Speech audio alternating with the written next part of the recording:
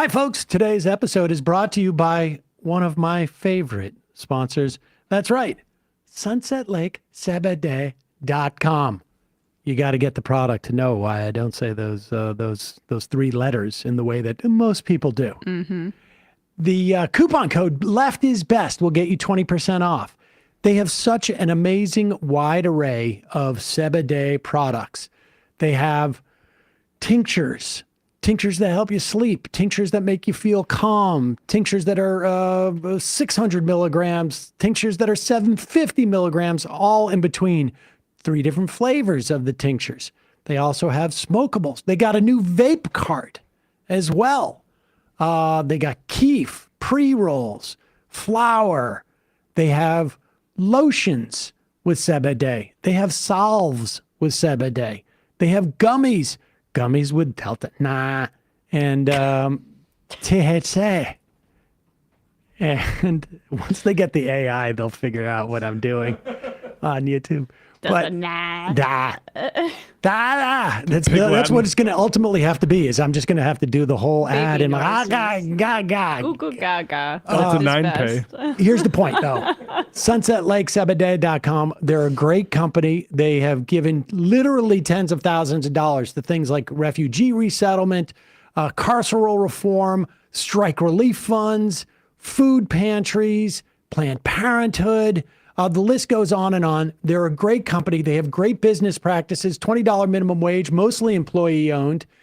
They have great farming practices, no pesticides. They use integrated pest management, regenerative farming, so they take care of the soil, and all of their product third-party tested, so you know exactly what's in it and you know what you're looking for. I like it. I found after a while that it's the Sebede and the Sebe-and together is the thing that makes me go to sleep. And that is worth $1 million, but it's not actually, it's much cheaper than that. And then you get 20% off with the coupon code Left is Best. SunsetLakeSebede.com. Check it out. Now time for the show. The Majority Report with Sam Seder, where every day is Casual Friday. That means Monday is Casual Monday, Tuesday, Casual Tuesday, Wednesday, Casual Hump Day, Thursday, Casual Thurs, that's what we call it, and Friday, Casual Shabbat. The Majority Report with Sam Seder.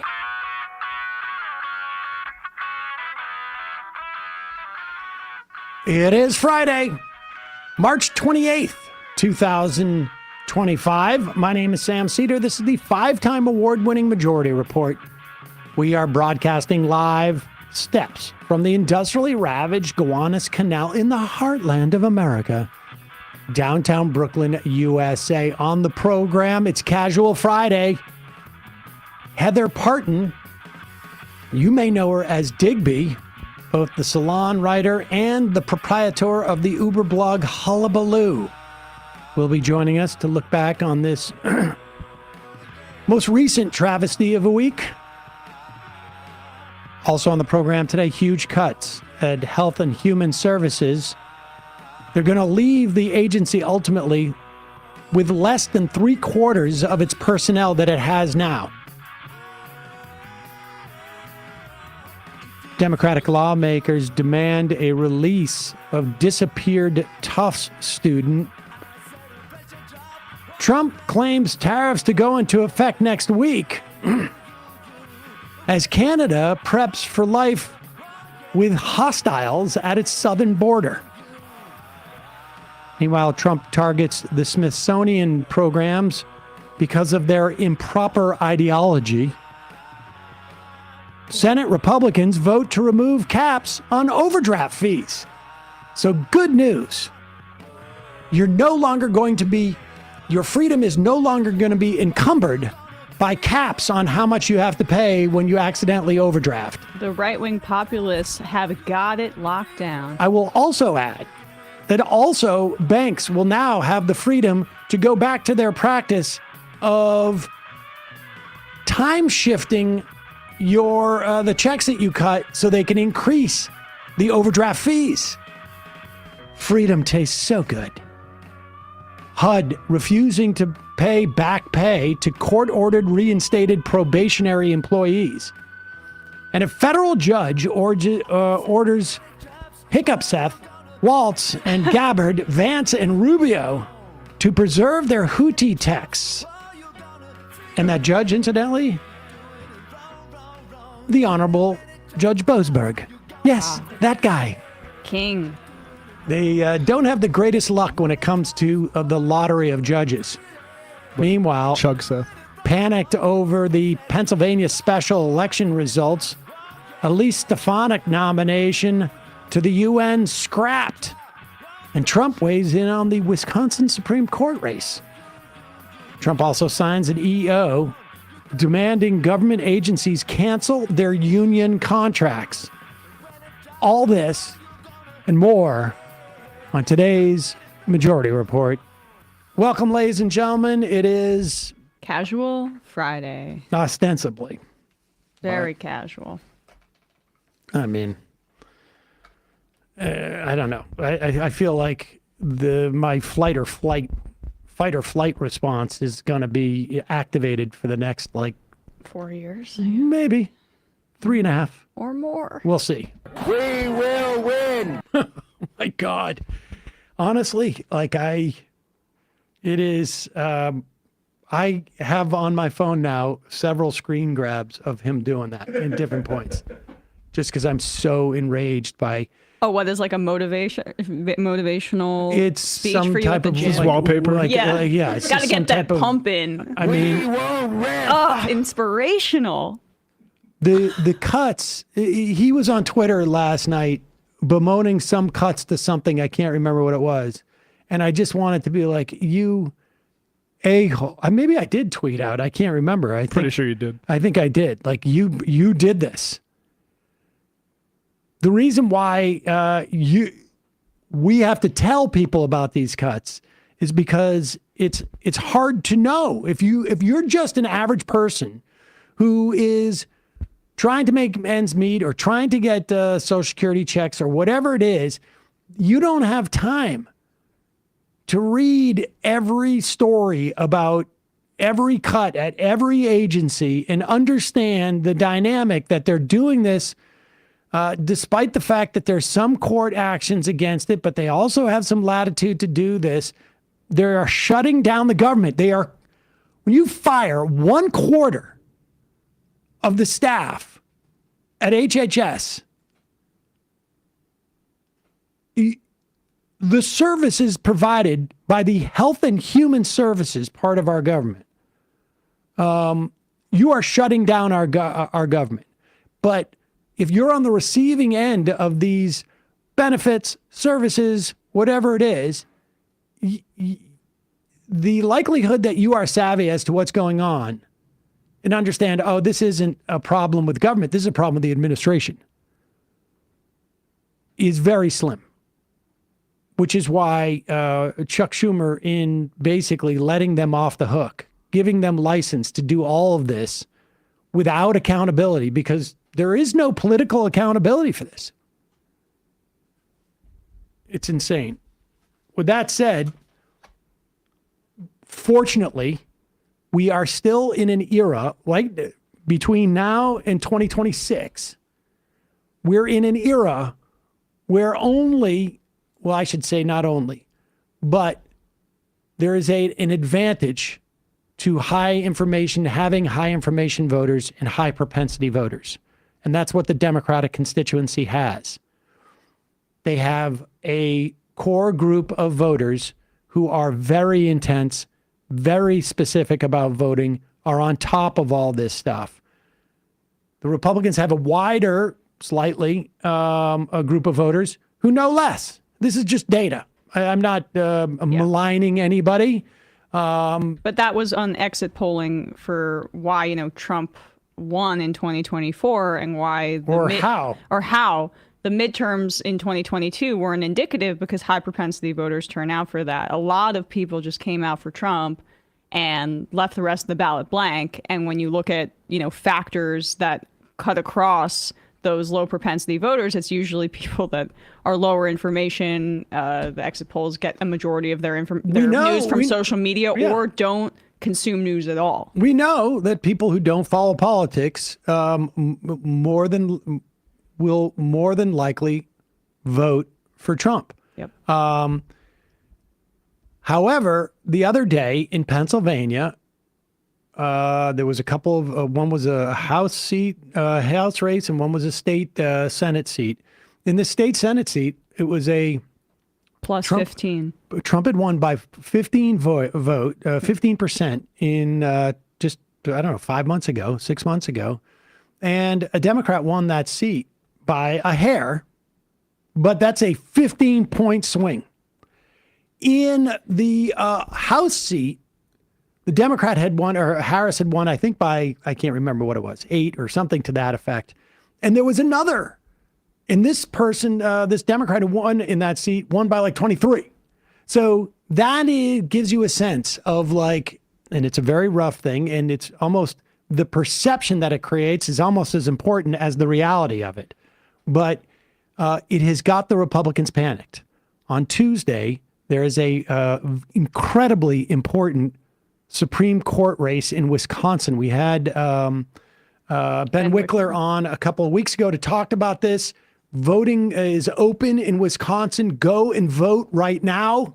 Hang up your radio or computer and the phone and go and vote right now. Make sure you vote in that race. And in Florida, there are 2 House districts that were vacated, one by Matt Gaetz because he had an invitation with prosecutors. And so he had to leave. Mm-hmm. And the second was Mike Walz's place. And Mike Walz, who knows how long he'll be around these days. Right.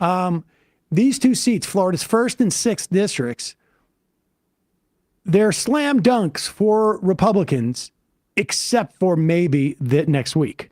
There's been some polling that shows that particularly in that 6th district, which Walz vacated, is that basically it's within the margin of error that Democrat is polling. And that Democrat's name is Josh Weil, running against, I can't read my own handwriting, but a Republican in that district. And I just want to make this clear. This is not speculation on our parts. This is, or to the extent that it is, here is evidence that the Republicans are very, very worried about this. Elon Musk is going to Wisconsin and offering like $1 million to anybody who signs his petition or something like that. That's legal in this country. And I don't know how worried they are about Florida, but they are worried about these seats. And Elise Stefanik, perhaps one of the what's the word for least integrity? Is there a word for that? I mean, craven. Yeah, one of the most craven members of Congress, maybe politics. She has just gotten off her final Instagram tour, reminiscing on her congressional career. Oh, it was such She was an honor. touring her district. Say goodbye. I was part of the Republican House leadership, but now I'm moving on. I'm going to be the ambassador of the UN to bigger and better things. And you know who? That is like a huge step. If you want to go from Congress into the presidency, what do you need? International relations. Nikki Haley, before she, ruined her chances of going further in the Republican Party by having brown skin. Elise Stefanik is looking at that. That's the ticket for her. Bye-bye, Congress. I'm leaving, except what? Pennsylvania? Go. Congresswoman Elise Stefanik joins me with more. Congresswoman, a lot of people praising your action today. Pause it. I just want you to look at this. Whenever you see a politician come on with a smile that seems to be literally surgically implanted on their face, you know they are enraged and upset because their people have said you cannot let anybody see that you're upset about this.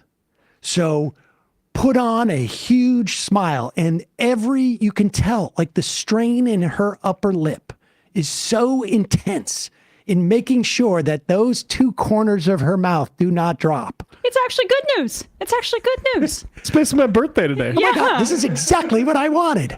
I can't believe it. This is like 45 level chess. Congresswoman, a lot of people praising your action today as selfless, as really heroic for the agenda of President Trump. I want to pull up this razor-thin House majority. This is what we were looking at here. 218 to 215 is the narrow majority, 218 to 213 rather, which means Republicans can only lose 2 votes on any given piece of legislation. A senior White House official told our Peter Doocy that when you look at this seat that you are in could have been vacant for most of the year. We don't have time to waste. They were referring to Governor Kathy Hochul, who is no friend of the Trump administration and would like to hold your seat open as long as possible. There were a lot of political realities at play, and I'm hoping you can take me behind the scenes into exactly how this transpired and what the thought process was. Well, thank you, Kaylee. First of all, I was honored to have earned that nomination by President Trump, and I'm proud to be one of his top allies on Capitol Hill. This goes back to fighting against the witch hunt impeachment. It goes back to being the first member of Congress who endorsed him, as well as leading the charge in so many ways to combat anti-Semitism, which of course he is taking action on today.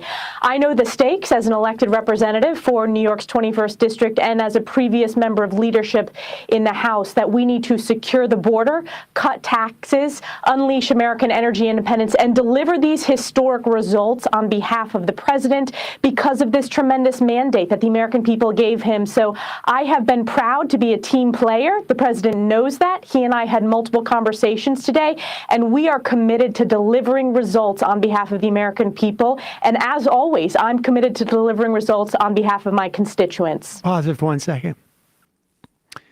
So you understand what she's saying here. She's implying that, like, I had to keep saying to the president, please let me go back to Congress and not have this position because I need to protect our majority.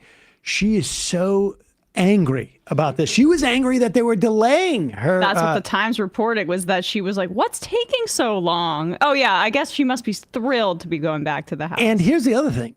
Her position of leadership in the House, they gave that to somebody else. She's not on any committees. So they'll probably bump somebody, but she's going down. She's actually taking a step down. She is so mad. It is delightful. And also, it's clear she doesn't want to be there. So she's up for a challenge in 26. Oh, yeah. I hope that puts a target on her back. I also liked how Kayleigh McEnany, who's filling in for Hannity, tries to set her up so nicely about how she was the first to endorse Donald Trump. Yeah, this time around. The first time around, she came into Congress as basically a very Trump-critical Republican. And because she has no principles at all except, going after students for standing up for genocide and college administrators, she flipped on that too.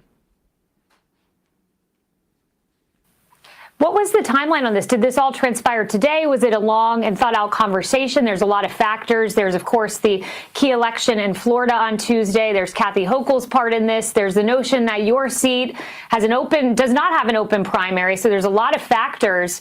What was the timeline of this? Was this a quick decision or one that was long and thought out?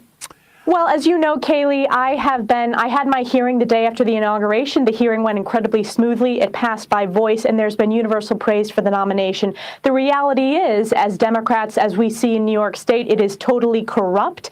Kathy Hochul started threatening to move the ball on the election date. You see a highly, highly politicized radical left trying to do everything they can to defeat the president.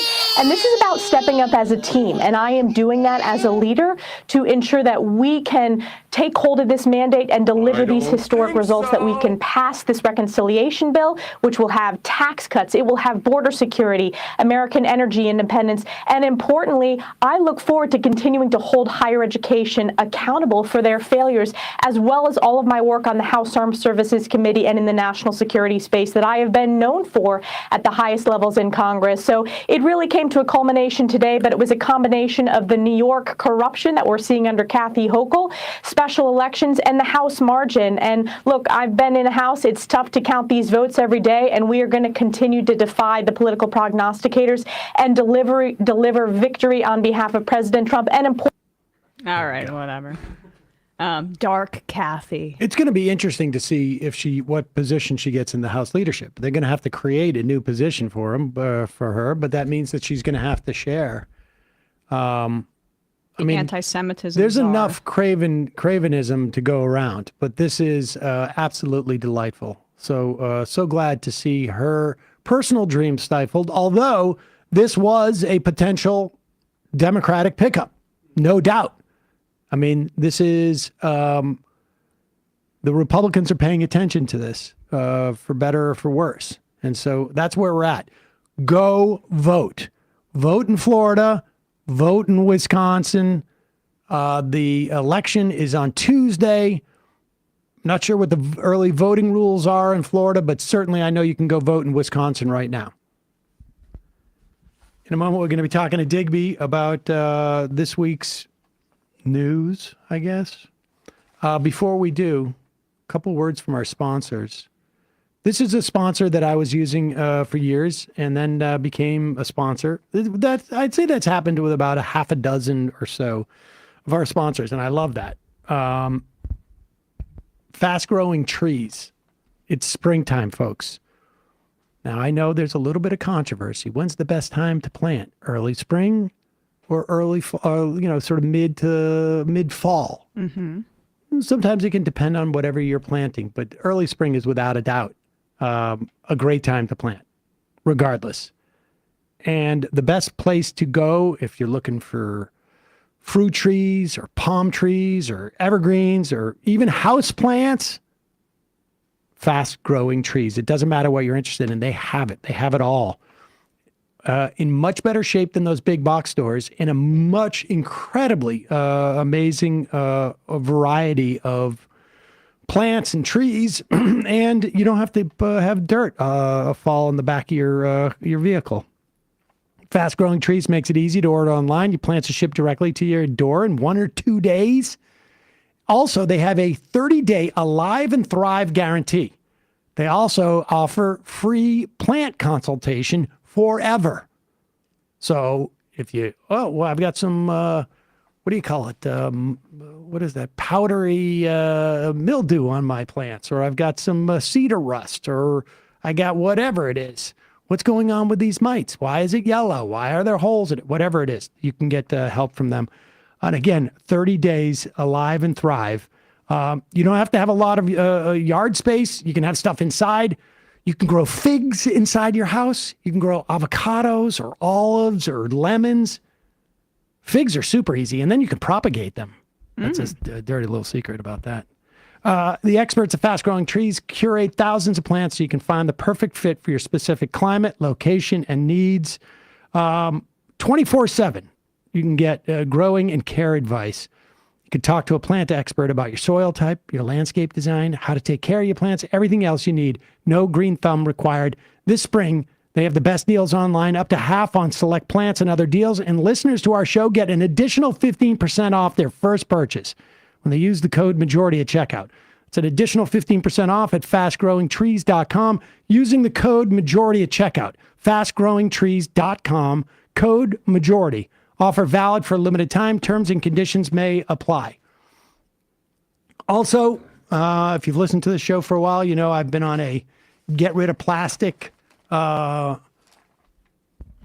kick in my life, in my home. 5 billion plastic hand soaps and cleaning bottles are thrown away each year. There's tons of microplastics that make it into the ocean, and actually full-on junky plastics. You're carrying home all of these heavy jugs of laundry detergent, dishwashing detergent, whatever it is, cleaning formulas. Most of these cleaning formulas are 90% water. So not only is it a pain to get it home from the supermarket, it's also a pain and expensive to the planet to ship it in places. They're filled with ingredients like chlorine and ammonia. Well, Blue Land is on a mission to eliminate single-use plastic by reinventing cleaning essentials to be better for you and the planet. With the same powerful clean you're used to. It's a super easy, simple idea. They offer refillable cleaning products with a beautiful, cohesive design that looks great on your counter. what you do is you take your bottles. I use the all-purpose cleaner, the window cleaner, and the bathroom cleaner, pink, blue, and yellow, which is incredibly helpful. And you fill it with water, you put one tablet in, a little bit of a shake, you let the thing dissolve, boom, there it is. Refills start at just $2.25. You can set up a subscription or you buy in bulk, you'll save more money. And it also saves a ton of space. Blue Land products are independently tested to perform alongside major brands, free from dyes, bleaches, harsh chemicals. They got cleaning stuff. They got hand soap. I got the toilet bowl cleaner, like balms, I guess. Laundry tablets. All Blue Land products are made with clean ingredients you can feel good about. You put their tablet in your dishwasher, and you know how those other ones have plastic around it?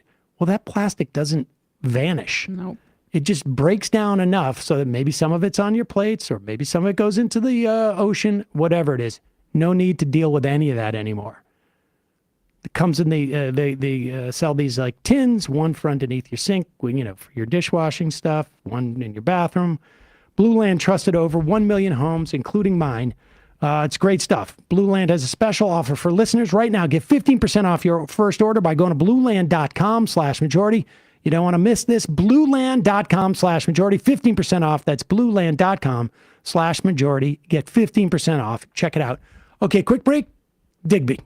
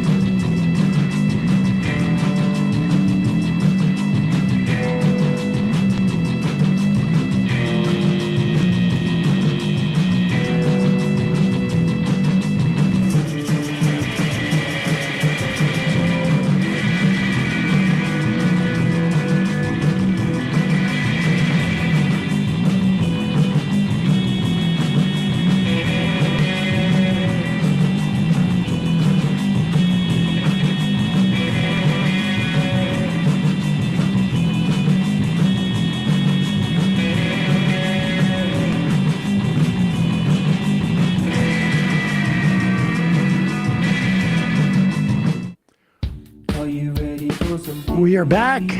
Sam Seder, Emma Vigeland on the Majority Report. Those are the dulcet tones of the... I can't remember who did that. But it's the Digby theme song. It is Heather Parton, writer at Salon. You may know her as Digby, the proprietor of the blog Hullabaloo. Digby, always great to see you. Thanks for having me. Glad to be here. Let's start with Signal Gate. It is... I saw someone IM'd in and called it Whiskey Leaks, which is pretty funny. That's pretty good. I like that. Yeah, I like that. It's interesting because it's the first scandal, I think, of the Trump administration. And by scandal, I mean one that puts them on their heels a little bit. And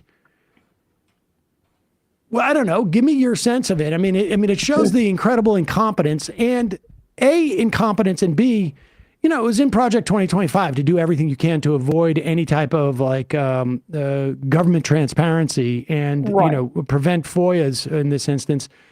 The other part about this is that the Signal stuff was set to delete in 4 weeks. So they wanted no record of this whatsoever.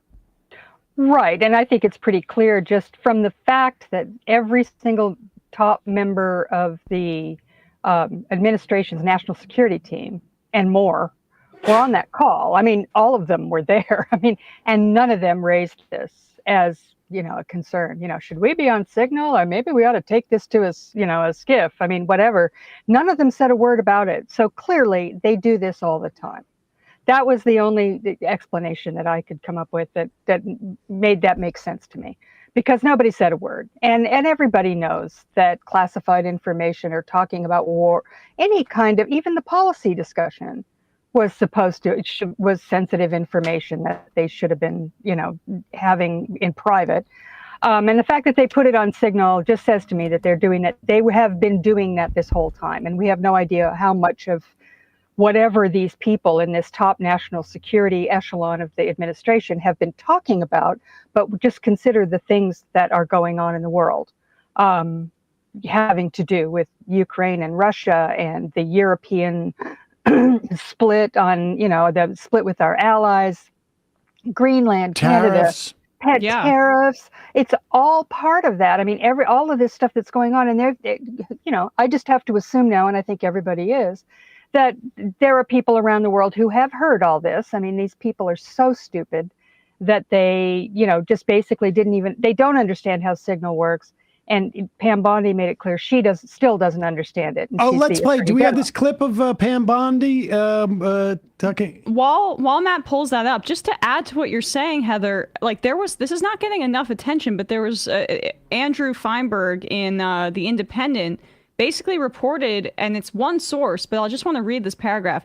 The decision to refuse government IT help during the months before Trump returned to office was made in part to avoid the mandatory record keeping that comes with using official resources, according to some familiar with Trump's thinking at the time. The Independent understands, according to this source, that Trump's decision was driven by his memory of how emails sent and received by his 2016 and 2017 transition team were later released to groups that made FOIA requests for them and to DOJ investigators under the command of then Special Counsel Robert Mueller during the probe into alleged ties between the president's 2016 campaign and the Russian government. So it appears like he said, Trump 2.0 this time, we're not using official channels. Right. I don't want any records of anything we're doing. And that's why this might be the tip of the iceberg of this story, is that they're trying to avoid record keeping, which is the law, across the entire administration. Well, consider the fact that Trump is basically incredibly hostile to the Presidential Records Act. But, just looking at what happened with the Mar-a-Lago search and the records and the back and forth, he fired the national archivist because out of vengeance and anger of what he had, quote, been through. So, yeah, I'm sure I have no doubt that went down. They just said no paper trail. We're not doing that anymore. And, one of the things we have to remember about this, too, and I think is pretty clear, is that, this sloppiness about classified information and transparency and what have you, this is the kind of thing that Trump has been doing from the very beginning. I mean, you go back, he would refuse. I mean, I read an article as recently as early 2020. When I was researching this, that Trump had still refused to give up his personal phone, and they had begged him to do it. He never did. I mean, he kept it. I'm sure he's doing it right now. I'm sure, and he doesn't use Signal. This is I'm sure he's just using the regular old text messaging on his phone, and they can't get him to stop. Think about what he did down in Mar-a-Lago when he read the Iran war plans to a couple of writers who were there interviewing him. He showed it to them. He told some Australian billionaire down at Mar-a-Lago one night about the American nuclear submarines, and the billionaire went and told dozens of people, including reporters, about it. This guy he just doesn't believe, he told Kislyak and Lavrov in the Oval Office about some Israeli classified information, very closely held stuff. He shared that with them, kind of, hey, listen, guys, on the QT, got some, want to hear something juicy. And this is how he treats this stuff. So why would Pete Hegseth or any of the rest of them have had any, real sense that this was an important thing? Now, anybody normal that he would have hired for these jobs would have independently understood that this is a very bad idea. But these are all, these are all just toadies, and, they're just whatever Donald Trump wants is, that's all I care about. And, furthermore, I think that, one of the things that struck me about this that I haven't heard a lot of discussion, there has been some, is just the policy discussion itself, setting aside the fact that they use Signal, that they sloppily put Jeffrey Goldberg on the call and all the rest of it. The policy discussion that they were having on that call with J.D. Vance questioning, whether or not they should go ahead with this, and the Europeans don't deserve it, and why are we doing this? Shouldn't we put it off for a month? And Hegseth, being the eager beaver, going, yeah, well, I agree. However, we need to, we're the only people on the planet who can do this, who can protect the shipping lanes, or what does he call it? Freedom of navigation, I guess. Whatever. But in listening to that or reading it, and I read it really closely a number of times, it didn't sound to me, maybe you can correct me if I'm wrong, that they really knew if Trump had signed off on this. Oh, they did not. In fact, go ahead. No, I was just going to say that they didn't know, and they were kind of thinking, well, maybe, don't tell, it's kind of like, I won't say it. J.D. Vance even said at one point, well, I won't say anything if you guys agree that we should go ahead. I'll keep it to myself if that's the consensus. And and then Stephen Miller came in like the voice of God in this conversation and said, well, what I heard was a green light, and this is what we're doing. And then he said, yes, we'll make the Europeans and the Egyptians pay, blah, blah, blah. And that was the end of the conversation. So Stephen Miller, apparently in these situations, in these meetings, you'll often find somebody who sort of is considered to have the voice of the president. That's one thing. It's another thing when nobody knows exactly what the president actually agreed to, or whether or not he was going to agree to it, and did he sign off or didn't he? And then Stephen Miller is the guy who is basically calling the shots. That kind of freaked me out, I have to say. I'm sitting there going, him? I don't even know why he was on the call. But the fact that here's the interesting part. I think he was on the call to do exactly what you said. Here, put this up on the clip. At one point, later in the conversation, Michael Walls adds Miller. And that's when Miller comes into the conversation. Oh, right. Yeah. Walls was added Miller after all of that conversation was happening, as basically must have gone to Miller and said, Hegseth, Vance seems reluctant to do this, and Hegseth, he's just so drunk that he's probably just going to go with whoever says to do what. And so Miller's got to come in and put down the hammer. I mean, I was really struck by this situation. Like it does really feel like Miller is brought in to sort of be the heavy in this situation. But also, they talk about targeting a civilian building without a bat of an eye. Yeah. Nothing. There is. Well, don't mean to interrupt, but that Hegseth has put out an order that they are no longer, that the previous edict that they would take civilian casualties into account when they're putting together operations like this. He says no more. We're not doing that anymore. There's no necessity to take civilian casualties into account. And not that, let's face it, across all administrations, this has been a very cavalier thing. But now they're not even paying, they're not even going to look at it. They consider it some kind of DEI or something.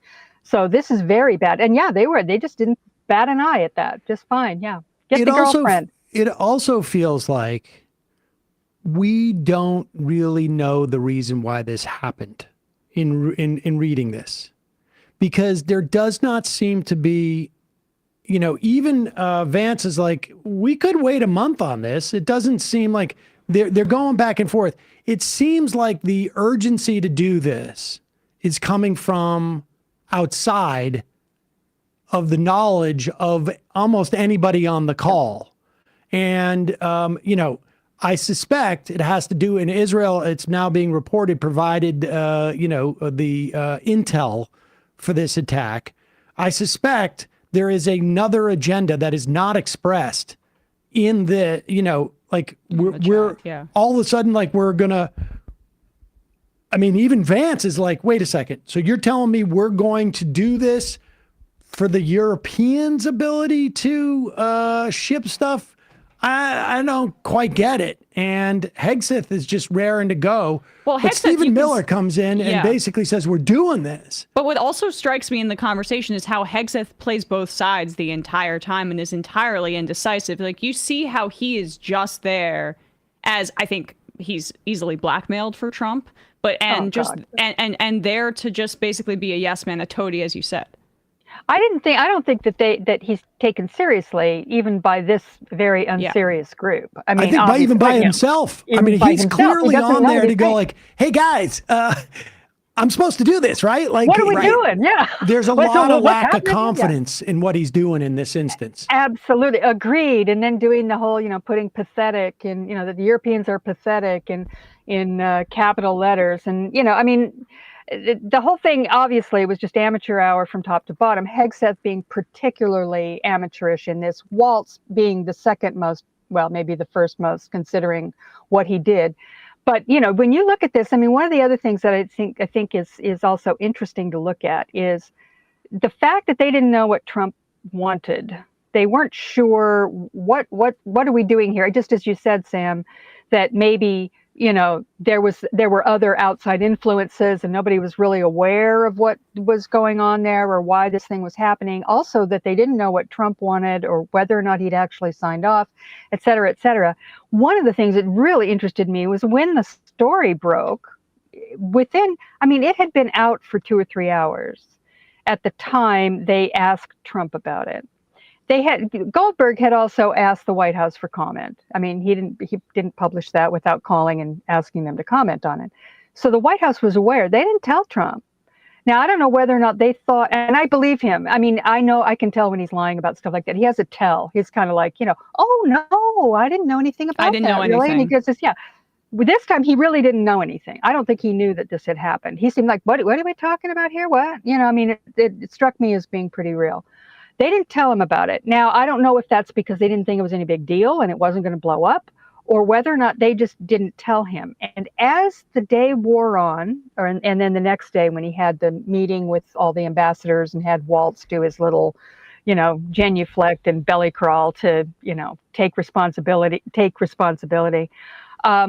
He's out of it. He seemed really out of it, more out of it than I've seen him before. And for one thing, we know he doesn't understand the technology. That's clear. He's going, he had a bad signal. We had a signal that didn't work, and wrong guy was on the call, and et cetera. He obviously doesn't understand that part. But I don't think, and I see this more and more often in various settings, he is not all there. And he's still Trump and he's still saying his stupid stuff and he's still doing the usual thing. But there's something really going on there, I think, that is more obvious by the day. I think he's just trying to enjoy his golden years. Yeah. Well, true. He's retired. Right? Honestly, I do think he's like, all I got to do is show up for an hour a day, answer questions. It doesn't matter how I answer them because they're all, what's the difference? No, and nobody presses me. My best attribute is basically going, I'm not talking to you anymore. Your question. And then he goes and plays golf. He's checked out. And he's also we've now said, I made this exact point yesterday, that we've elected the oldest person ever, now 3 consecutive times to the presidency. Trump the first time broke the record, then Biden, and then Trump broke Biden's record. And then just getting older, And he's just getting older. And that weird interview he did with Laura Ingraham in the Oval Office, where they toured around and he talked about the decor and the curtain that he put up in front of the Declaration of Independence. He is losing it, I think. Yep. And to bring it back to the Signal chat, Stephen Miller, I think, is running this show. And that's what I think is really scary. I think so too. Can we just put up that graphic of what the White House tweeted out yesterday? This disgusting image that will be in history books, this AI image of, I sent it in this chat, of an ICE officer arresting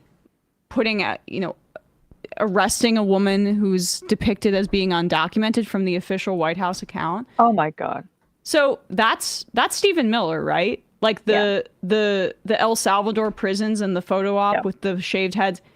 He's basically the de facto president in this area. I mean, we have Elon Musk maybe kind of waning a little bit because of the legal battles, but Stephen Miller, this is his. Even war plans in Yemen, Stephen Miller's in charge. I agree with you on this because I think that he's the voice on Trump's shoulder, and I think he's the one who. And by the way, the deportations thing with going to the El Salvador prison. That was his baby. That was reported. People have sort of said, well, it was Marco Rubio. Marco Rubio did set it up. He went and met with the president of El Salvador and set up the exchange agreement. But it was Miller, along with Kristi Noem, who is turning out to be quite the good little fascist. Mm-hmm. The two of them were in the White House when that whole thing was coming down with the deportations. They wanted to keep it secret, so that they couldn't get that the stay from so that a court wouldn't know about it. But it leaked. It leaked that Trump had signed that executive order late on Friday night to, call them, Tren de Aragua gang, a terrorist they had already called it a terrorist organization, but to invoke the Alien Enemies Act. And he had done that late Friday night, and they wanted to keep it under wraps so that they could get the planes off before anybody knew about it. It leaked, and it got into court, and that's what ended up happening with them, sort of ignoring the judge's order, et cetera, et cetera. Everybody knows about what's going on there. That was Stephen Miller and Kristi Noem in the White House doing that. That was not Marco Rubio. I'm sure Trump was, I think, at Mar-a-Lago. I don't think he knew anything about it. And this was those two doing that. So I agree with you completely, Emma. I think Stephen Miller is running things on a day-to-day basis. You've got Susie Wiles, who's, I don't know, she's kind of handling the paperwork or something. And, sort of there's a pretense that she's the chief of staff. Stephen Miller is the chief of staff, and he is, he's the Edith Wilson of this administration. Because to me, what I see in Trump, and you're absolutely right, that bizarre interview with Laura Ingraham. I mean, it just kind of made my skin crawl, I have to say. First of all, what he's done to the White House is just grotesque. I mean, it's no longer drab. Oh my God, the gilded you don't like everything. His taste? Heather, you don't like his taste? It just doesn't really work for me. I'm sorry. And then putting the curtains on this fake deck. He says, this is the Declaration of Independence. Like it's the real thing. No. Declaration of Independence is, under, it's sort of vacuum sealed, highly secured. The real one, he put a fake Declaration of Independence in the White House and put curtains over it to pretend like it's being protected or something. Like I don't even understand it. Yeah, it's like the Torah. I mean, it really freaked me out. I have to say, it was very, very disturbing. It was bizarre. Yeah. Let's talk a little bit. I mean, I think the best way to sort of transition to also what's going on in terms of like broadly with immigrants and sort of this, where we are on the road to fascism, and the thing that's interesting about this scandal, right? I mean, and people. I've definitely had conversations with the people who are like, we're not talking about the 53 people who were killed by our bombing. We also haven't been talking about the fact that we've been bombing, I think, every day since that first attack, which was almost 2 weeks ago now, or was 2 weeks ago. Oh, it's very successful, Sam. Very, very, very successful. Well, I mean, we're in this era where like there's so much news, there's so much to that people are worried that like you're keeping your eye on the wrong things. I wonder about, there's two things that sort of dovetail here. One is, where is the opportunities to stop what's happening? Mm-hmm. Like when we still have atrocities going on in Gaza on a daily basis. We have these attacks on Yemen. there's crazy ass stuff going on in Turkey where they like literally like kidnap the mayor, like disappear a mayor with a political rival. Right. And they're, starting to like, and that may be where we head in the future. Mm-hmm. But this scandal shows why the president wants cronies all around him, because in the first Trump era, this would break open because somebody would be like, and Marco Rubio almost is playing this role, but he's still being a good little boy. Somebody would go like, hey, I'm not part of this. This is ridiculous. And I said, I'm out. And, whoever it is. Rex Tillerson, Reince Priebus, didn't Priebus resign in the first 100 days? And not only did some of these people resign, before they resign, they're feeding stuff to the press. Yeah. And there's leaks all over that administration. Not this time around. No. You're not getting any inside information about this stuff at all. As far as I can tell from the reporting, that's absent. And except that one meeting where Rubio and Musk blew up at each other, and who was clearly leaking that is Rubio. Yes. Right. But aside from that, like, we're not getting the kind of like leaks that we got, and that's all by design. Close, yeah. That is all by design. That is what Donald Trump wanted. And I think that's also why he's checked out on some level, because he's like, he did his pre-production jobs essentially, and now he can just sort of coast through this, which again, they've gotten rid of all the apparatus to whistleblow, and they're going after lawyers who protect whistleblowers. They're going after lawyers who represent immigrants by saying, if you've filed a frivolous legal action against the U.S. government, and the metric they're using is, did you lose? And it goes back 8 years.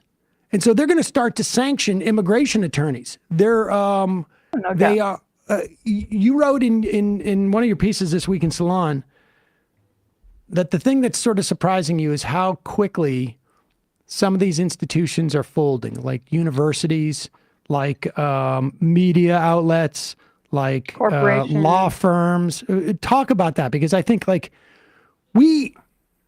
I don't know if we are a fascist nation, but we are getting this conversation. It's irresponsible not to have this conversation anymore. Yeah, I think so. I mean, we're perilously close.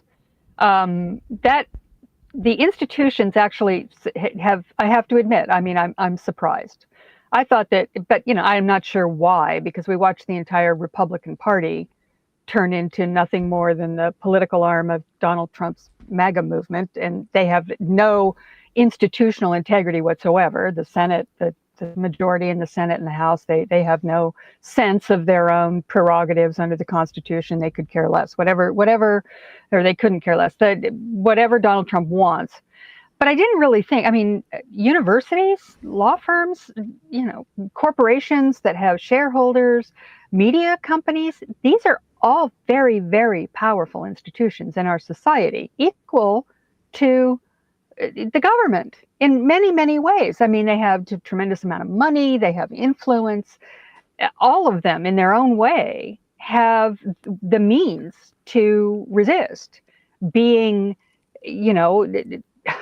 treated like Donald Trump's lackeys. And yet many of them, I mean, there are exceptions, of course, and I don't want to paint with too broad a brush. There was, I can't remember who, Wilmer Hale, I think today just said they're not going to buckle to Trump's threats. The law firm Wilmer Hale, and there are others, but for the most part, these big law firms, Columbia University, which is known since I was a kid, Columbia was the hotbed of student protest and dissent. It was known for it. And here we have them completely caving to Donald Trump over now. Obviously there are aspects of that, and we know what that stems from, tremendous pressure from donors and over the Israel-Palestine protests last spring and all of that. So we know where a lot of that's coming from. But the law firms are doing it too. And that has nothing to do with Israel and Palestine. That is just purely about, Donald Trump's personal revenge over his troubles and the fact that they want to cow them in order to stop them from defending people against the government. And you have corporations racing, absolutely racing to be the first in line to get rid of their DEI programs. And, just to take a minute about DEI, I really think it's important because we've lost, I think, the thread on this. DEI stems directly from the 1965 Civil Rights Act and the idea that we were not going to discriminate against, various protected classes of people. Over the years, DEI has developed as we realized that it wasn't enough to just decree that you couldn't discriminate. It became a realization that our society was going to be equitable, that we needed to take extra steps to try and ensure that discrimination, a lot of it, which is subconscious and systemic, would be changed.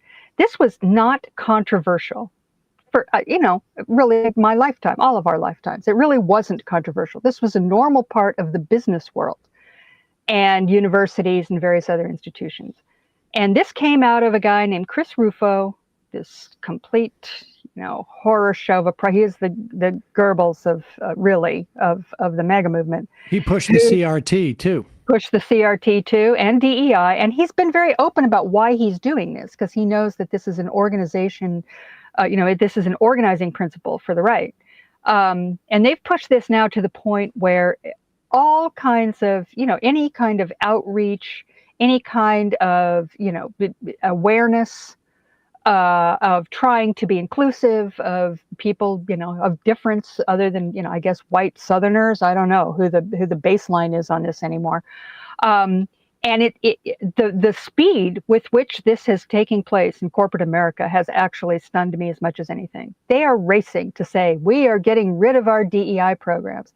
And that, what does that mean exactly? It's not just, having some meeting where everybody's brought in and said, everybody needs to be aware of, being nice to other people in the workplace or whatever. It's these things that people seem to be so annoyed by. This is the very basis of the 1965 Civil Rights Act, and that is what they're basically attacking. So that's a digression. I just wanted to say that's another aspect of this cave that's really disturbing to me, because what we're seeing is all these Wall Street, these guys who are saying, yeah, I can say the word pussy now in the workplace, yeah, that kind of stuff. And these big institutions, I really thought, CBS News or ABC, settling with Trump over complete nonsensical lawsuits, that they would have some, sense of their own prerogatives, their own power within the society to say, no, the government doesn't get to tell us what to do. Right now, this used to be, if nothing else, it was a right-wing idea, get the government out of our lives. You couldn't tell businesses how they could run their business. You couldn't tell law firms what they could do. And so this has become a big surprise to me, and it is one of the most chilling aspects of this, because if all these people with power are refusing to fight back, you've got the Republicans in Congress refusing to fight back. You've got the Democrats who are, sort of suspended in amber and basically, doing the bare minimum to even say anything. Heather, we will win. We will win because the Republicans are going to come around. We won't rest. They're going to come around. I swear to God, when they've realized they're going to come around. The fever will break. This is what's interesting, because this dynamic that you talk about, right-wingers have always said, this is why you don't want a powerful government. Right? Because they will exercise this. And, Michigan ends their DEI things, but you also have the government intimidating law firms. These are big law firms. And all of these, Jeff Bezos. Right. The interesting thing here, and I think maybe we got to wait for people to write books about this, and it's a little bit early for people to make these type of analyses, but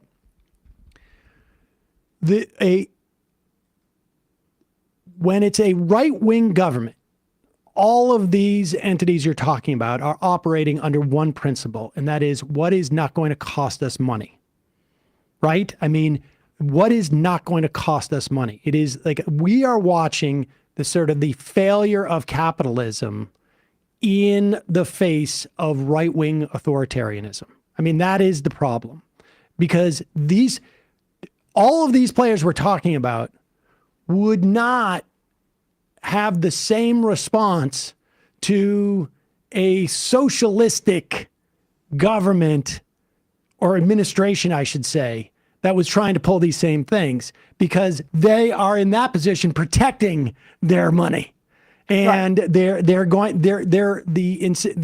agenda for them to protect their money is to not listen, is to fight against, right? Then you see lawsuits. You can't force us to provide contraception in our insurance for people, et cetera, et cetera.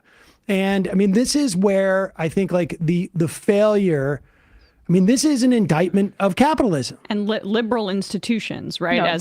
Right. And it is interesting, the dynamic that the right wingers always talk about. You don't want a government too powerful because then it becomes oppressive and authoritarian. Well, only if it is a right wing government, because there is an incentive structure within the private sector to fight against an authoritarian leftist government. But they don't have that same incentive structure to fight against a right-wing authoritarian government, because the right wing is not coming for their money. The right wing is coming for, maybe they're coming for a VIG, but they're not coming for their money or their capacity to extract resources. On the contrary, they're making it easier for these entities to extract resources from a society. They're just coming from their freedom of action or their freedom of expression or their freedom of association. And people don't value that. These institutions do not value that as much. Even the law firms, which all of those people have ostensibly told themselves at one time or another in these law firms, I am an integral part of society. I'm not like just a player. I'm woven into the fabric of society. Even those law firms are not protecting their civil rights as much as they are protecting their earning capacity. Well, and just to put a finer point on that, I just read a whole thing about the Paul Weiss, the spectacular cave on the law firm front. They had always been known, and one of the reasons they were targeted, as a big Democratic law firm, right? They were the ones that all the Democrats would use, and were involved in all these big cases. But that's changed in the last 4 years. It said in the article, I think it was in the New York Times. They've been taking on major corporate clients, and that has become their big revenue. And they have some big, I can't remember the guy's name, some big wheeler dealer lawyer who's at the top of their corporate division, who they poached from some other law firm and brought him over. And he brought over all these big clients like GE, really big clients. That's exactly what you said, Sam. That's what's driving them. Their business, as they know it now, is just being in service of the corporate of corporations. One thing that I find interesting about this, though, is that one thing we know about Donald Trump, and apparently all the people around him, is that he is economically illiterate and is making economic decisions that make no sense, even for big business. Now, granted, they'll get their tax cuts. I think we can probably count on that. And maybe that's all they care about. Tax cuts. There's nothing else here. But what Trump is doing to the economy with his tariffs and with breaking up all these alliances in various ways all over the world, the global economy is it's very unstable because of what he's doing. It's not just unstable because it's unstable. I mean, that can happen, and somebody can be at fault for that or not. This is directly a result of his actions and his decisions, because he doesn't understand how economics works. I mean, he just doesn't. He's really, really ignorant when it comes to that, and there's no changing his mind. So he doesn't understand it. So that this golden goose that's there, I mean, this incredible bull market that has been going on for the last few years, that is in extreme danger right now because of what he's done. And you're looking at consumer confidence report came out today that is just absolutely in the dirt. I mean, people all over in this country are not confident about what's going on, and that's going to have a big effect. Tariffs on autos, all this stuff. So, that's the part I don't get. And what I have come to the conclusion, and this is probably pretty, I don't know, a lot of people think I'm just full of it, but I think that these people around him, people like Scott Bessent and Howard Lutnick, and, I mean, forget Peter Navarro. I mean, he's just a nut. But, people who you would otherwise, Howard Lutnick, who seems like a crazy man to me, ran Cantor Fitzgerald for 20 some odd years. I mean, he's not like somebody who was just, came out of nowhere. So he was obviously a serious player, billionaire. In fact, the whole administration is full of billionaires. Yep. And I think, they know that what Trump is doing with tariffs is ridiculous. They know that this makes no sense. They think, but they have concluded, and I can kind of understand why they have. Trump has gotten away with absolutely everything in his life and now in his political life particularly. He was impeached twice, January 6th, lost an election, came back, avoided every legal accountability for anything that he did. That hat that he wears that says President Trump was right about everything. I think a lot of these guys have just concluded that that's true. There's something about him, and they're just, they're hitching their wagon to him because they think that even though they know for a fact that half the stuff he says is complete and utter bullshit, that somehow or another he transcends that and will bring them the success that they think. And they like all the other stuff about him, by the way. They love the immigration and all that. Can I present an alternate theory, Heather? I think some in the administration have drank the Kool-Aid, but like Lutnick in particular wants to cash in, right? Like, so he put his two sons who are in their 20s to head Cantor Fitzgerald in his absence. And Cantor Fitzgerald has heavy investments in cryptocurrency and commercial space. And there is that, yeah. And like my guess is that those folks in particular, Bessent too, they don't care if the economy crashes because their areas of like where most of their investment is outside of the traditional economy. That's Cryptocurrency true. is just speculation. So like they can just basically put the country into shock therapy, like Naomi Klein so presciently wrote about almost, 15, 20 years ago. And they can buy everything up on the cheap because they're making all their money in a separate pool of just basically speculation that's completely underregulated. Lutnick is maybe like he's up there with one of the worst people in this administration because he's just there for that purpose. I think this is obviously too, this is all speculative, but I think that's exactly right. You're looking at people who have a ton of money. And the one thing that I think they would all say to a man, and the vast majority of them are men, is you make your money in the dips. And these are all finance people. It's not like, these are not big manufacturer, industrialists. I mean, I think that's a big, I think that is like an important thing to keep in mind. These are not industrialists who are coming in. These are not coming in from like, this is not Rex Tillerson, CEO of ExxonMobil type of like, these are people who have made all of their money in finance. And every time, I would imagine almost 90% of the times that they're making their money, it's because they bought on the dip. And so I think there's a lot of opportunities for them personally and the circles in which they run in. Like, I think there's like, these are people at this level of wealth, you are inoculated by recessions, from recessions, I should say. In fact, all you see when you see a recession is an opportunity to go in and buy up more. Whether it's like the fires in LA, that's an opportunity because I've got the cash and I'm going to go in, I'm going to buy up all this land. It is all of that. Happened during COVID too, happened during the Great Recession, and you're especially inoculated if you're in the administration. So like the rest of your buddies may, like that's why you hear these quotes to Jeffries that the Silicon Valley guys are pissed because they're not in on it, right? Like they won't be able to get ahead of whatever crash happens. And that's why they're so happy to go along because there's no oversight on the corruption and they will get richer, all of them, in their time in the administration, even if the economy crashes, is my guess. And if the crypto market, finally crashes, which it will, they'll get bailed out by the government. They're setting that up. They're setting that up right now. Well, he wants to create a strategic reserve of crypto, which would take taxpayer money to artificially inflate and create a floor for cryptocurrency, which was supposed to be an alternative to fiat currency. But now we need the government with fiat currency to stabilize it. That's right. It is. I mean, to say we're in late-stage capitalism is almost an understatement here in terms of the level of robber baron. Like, the robber barons here are just out of control. But they're not like the robber barons of, the Gilded Age, where they at least built our damn railroads. These guys a legacy worth having. Yeah. Yeah, these guys are just speculators. Yep.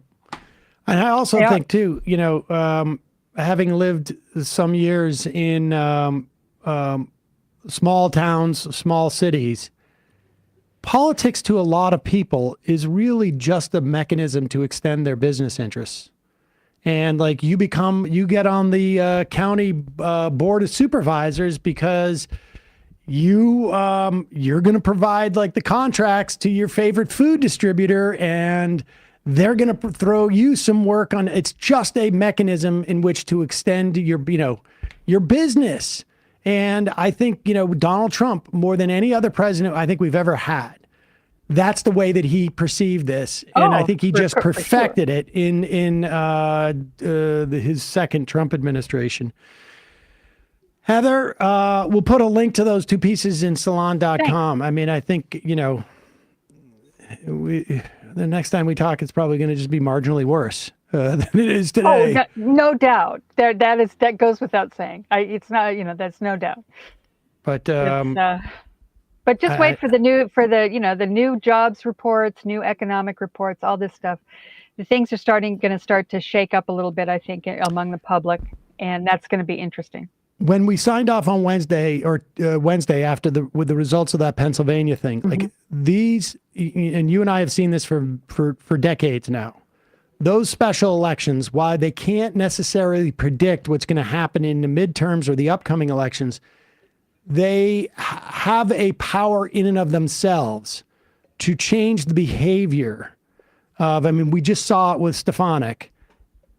She's not going to the UN now because they're afraid of losing that seat.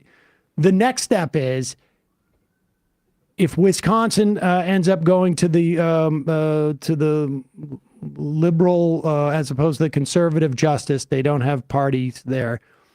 If by any chance the Democrat wins one of those seats in Florida or makes it a close race, we're getting closer to that moment where we may see some of the frontline Republicans make the determination that despite the fact Elon Musk has all the money in the world to throw at them in a primary, maybe it's like they're like, right now, they're not between a rock and a hard place. They're between a rock and a slightly softer place. But if Democrats are winning these special elections and picking up 15 points, just generically speaking, that's going to make it really a rock and a hard place, and it's gonna impact the calculations. Well, it's going to be interesting as we watch this, because the budget negotiations are starting now, and this is going to go on for months. But that is going to have an impact. The Stefanik thing is a definite canary in the coal mine. They're seeing something in those internals that made them do that, because poor Elise, she is just devastated. I mean, she's so upset. She was going to get a beautiful penthouse in Manhattan. I'm not upset. I'm not upset. It's perfectly fine. Why are you saying that? Why are you accusing me of being upset? Poor I'm very, Elise. very happy. Poor We've got Elise. a lot of work to do in the post. I mean, think what she gave up. I mean, this is one of the most glamorous jobs you can have. It's in Manhattan, the big penthouse. She bought a whole new wardrobe. She had a total makeover. I mean, she was ready for the big Manhattan social scene, and now she's stuck back in her, shitty condo in DC, and God knows, So they had to do that, and they did that to her, which I couldn't be happier about. But they're nervous about it, and we are going to see now, over the course of the next few months, how well, I don't think, obviously the institutions are completely unreliable. Let's get that out of our heads. If we thought there was going to be any help, it's going to come from the grassroots. And if the crowds that are showing up for Bernie and AOC are any indication, if these town halls are any indication, the Tesla demonstrations are any indication, at the very least, the engaged and active people on the left and the center left, they're actually getting off the couch. So maybe that'll make a difference. I mean, what else can we do? What else can we do? Yeah, I mean, this is it. I just love the idea of Stefanik. Me too. That made me laugh out loud when I heard it yesterday. I'm not kidding. I can't wait to spend another winter in Skohari. I know. Couldn't happen to a nicer gal. Oh, yeah. Oh gosh. So sad. So sad. All right. Heather Parton, Digby, always a pleasure. Thanks for having me. Glad to see you guys. Yep. You too. All right, folks. Going to take a quick break, head into the fun half of the program. Just a reminder, it's your support that makes this show possible. You can become a member at jointhemajorityreport.com. When you do, you not only get the fun half, but you get the free half free of commercials. Also, don't forget Just Coffee, justcoffee.coop. They're in Wisconsin. You know, I will tell you, I say this with 100% assuredness that 90% of the people working there, and I'm covering myself because I don't want to say 100%, 90% of the people working at that co-op in Madison, Wisconsin, making coffee for you, they are out there whipping votes right now for this election in Wisconsin. If you are in Wisconsin, go vote. If you're in Florida, go vote. Yep. Those two House races, Florida 1st and 6th.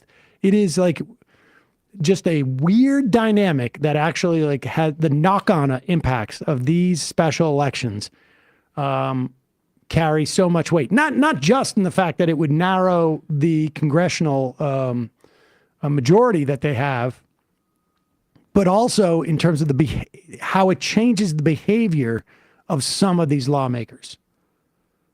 And even also in the Democratic side, like, Oh, it might embolden them in the same way, like when we talked about how protests can make it so, like, on behalf of the federal workers, so that it increases morale within the federal workforce so they don't resign or quit, hold the line, don't resign. That like when you stack these kinds of wins, it gives everybody more confidence. But what Elon Musk is doing, what's he up to right now? Oh, wow. What's this? So I guess he's headed to Wisconsin, right? But he deleted this tweet saying, so he tweeted out in the middle of the night, on Saturday night, I will give a talk in Wisconsin. Entrance is limited to those who have voted in the Supreme Court election. I will also personally, I'm not doing enough stuttering, but I'll also personally hand over 2 checks for $1 million each in appreciation for you taking the time to vote. This is super important. Teddy Schiefler says, Musk has deleted this tweet from 1 a.m. about his upcoming talk in Wisconsin. The rules surrounding these checks have drawn some legal scrutiny. Yeah. Oh, I can't imagine why. Lock him up. Doesn't Elon Musk have an active case in front of the Wisconsin Supreme Court right now? I'm almost positive. Yeah, Tesla's been suing Wisconsin after the state blocked him from opening a dealership there. So, and then he's giving... Wow, the state doing terrorism against a Tesla dealership. Yeah. Matt, Left Reckoning. Left Reckoning. We had Jeet here on the program. Check out the Sunday show, patreon.com/Left Reckoning. We're talking about a little bit of a Texas history, so check that out. Folks, see you in the fun half. You are in for it. All right, folks, 646-257-3920. See you in the fun half. Oh, no. Are you ready?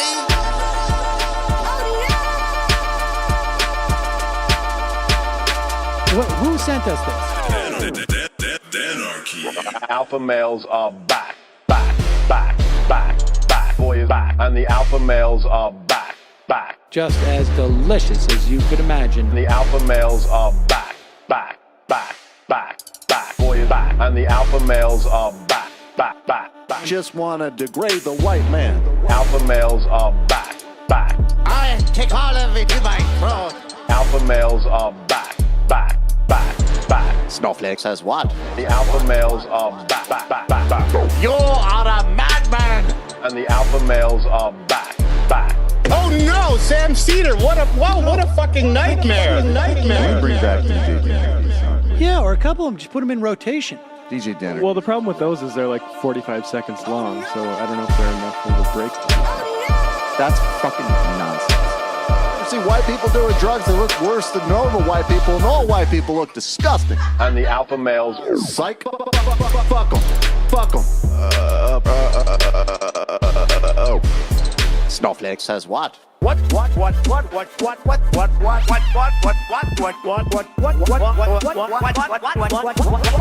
Snowflake says what? A hell of a lot of bank. A hell of a lot of bank. A hell of a lot of bank. Okay, I'm making stupid money. Hell of a lot of bank. A hell of a lot of bank. All lives matter. Have you tried doing an impression on a college campus? I think that there's no reason why reasonable people across the divide can't all agree with this. Psych. And the alpha males are back. And the Africans are black African. And the alpha males are black. And the Africans are back. When you see Donald Trump out there, doesn't a little part of you think that America deserves to be taken over by jihadists? Keeping it 100. Can't knock the hustle. Come on, fuck them. Things I do for the bigger game plan. By the way, it's my birthday. Happy birthday to me, Jew boy. I have a thought experiment for you. And the alpha males are back. Africans are black. Alpha males are black. Africans are back. Come on. Someone needs to pay the price for blasphemy around here. I am a total pussy.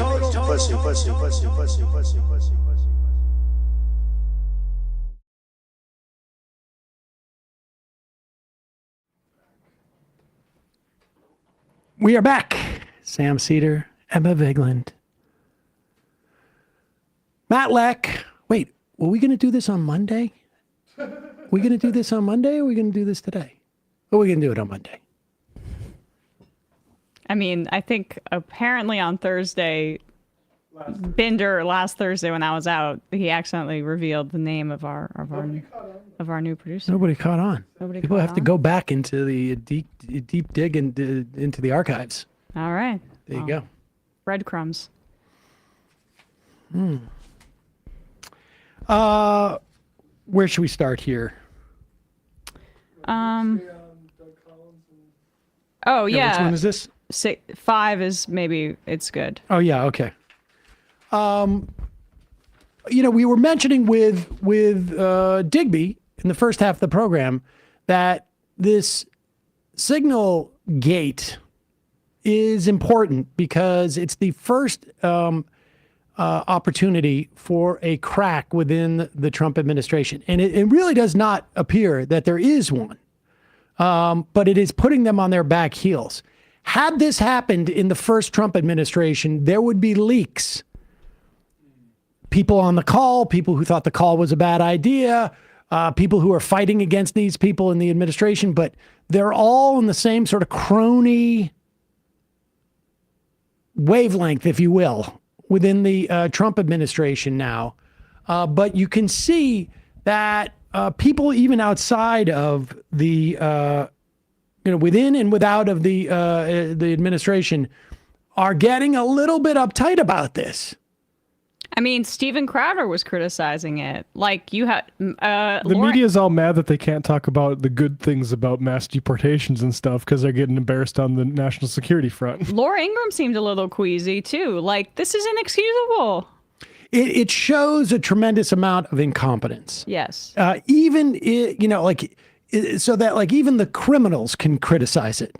Like, you guys this is amateur hour, for them. And so there's a lot of criticism coming a lot of ways. And this is good because anything that creates a little bit more friction for the Trump administration is helpful on everything else. This is Caitlin Collins interviewing VA Secretary Doug Collins. No relation.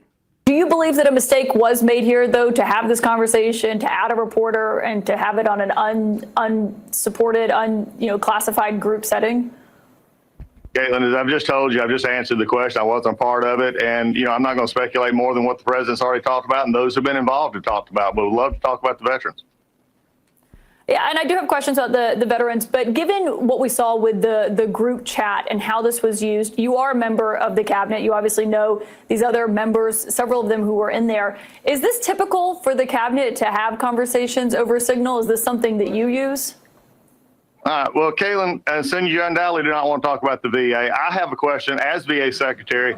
As Cabinet, I want to ask you, because I've been curious about this, because my job is to take care of veterans, and I would like to know why CNN is hostile to veterans, especially one in Florida. Can you pause it? All right. $5 million I'm sorry. That is insanely telling. Yeah.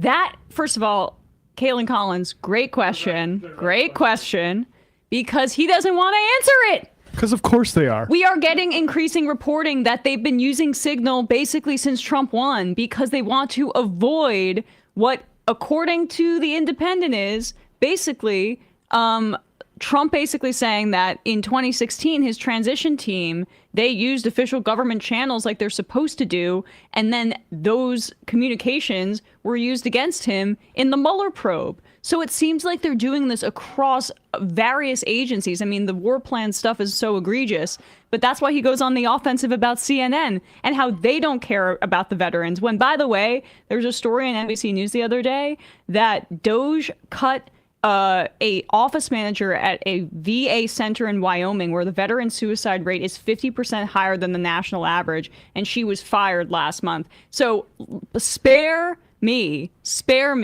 or not last month, recently, spare me, Doug Collins, on how CNN doesn't care about veterans. And I would like to know why CNN is hostile to veterans, especially one in Florida where you just had a $5 million defamation suit taking offense at a veteran who was trying to help people. In fact, one of your employees actually said, we're going to nail him. I have a question for you, Caitlin. Is that employee still employed? Are you really concerned about veterans?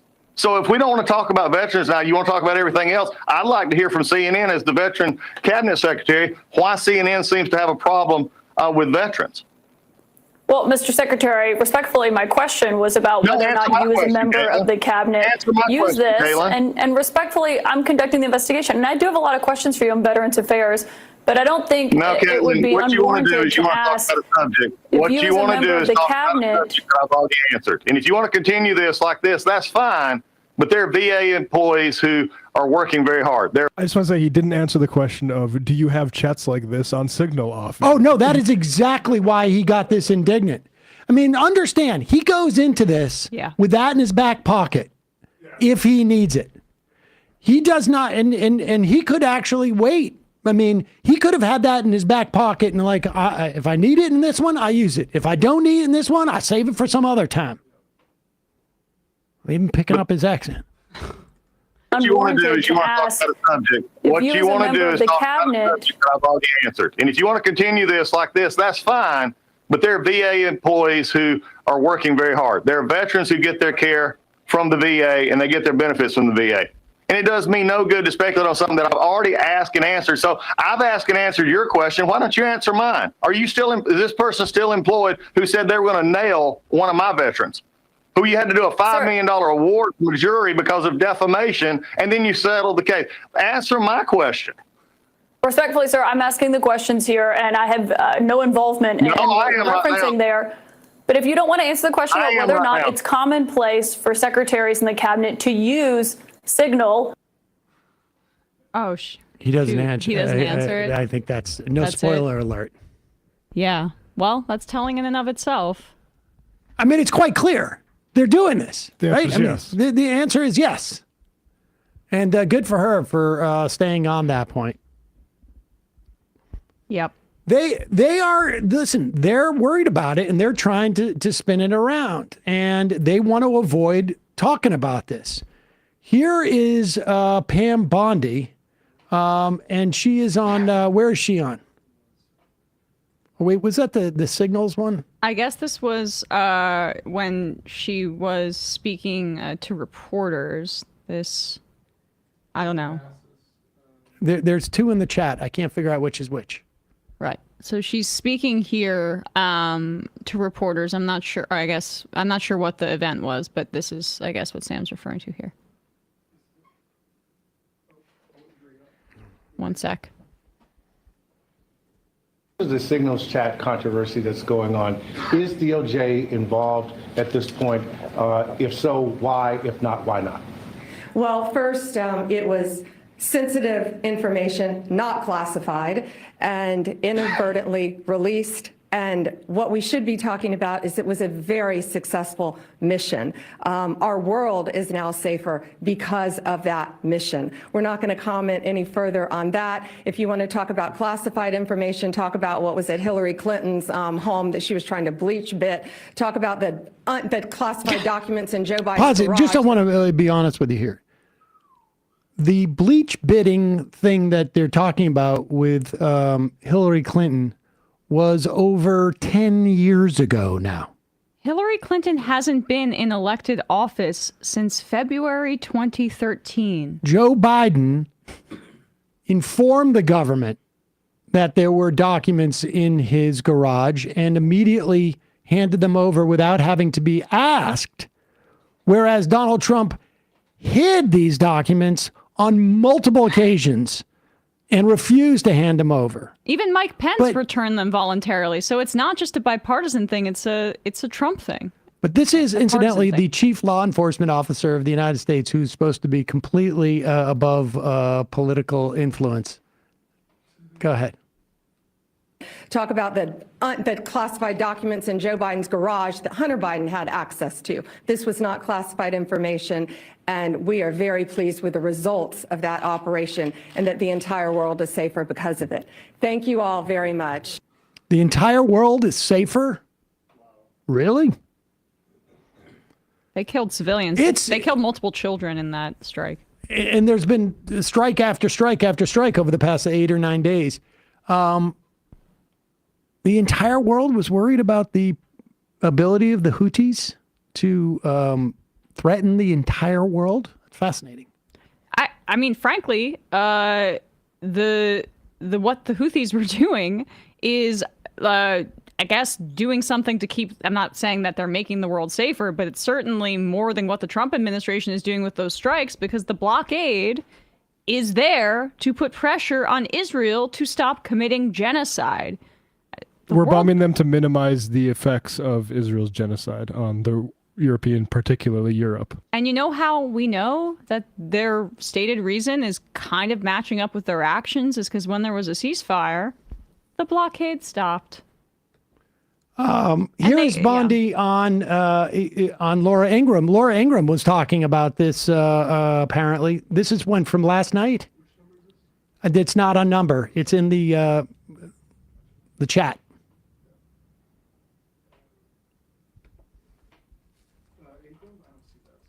You got to scroll up, way up, 1221.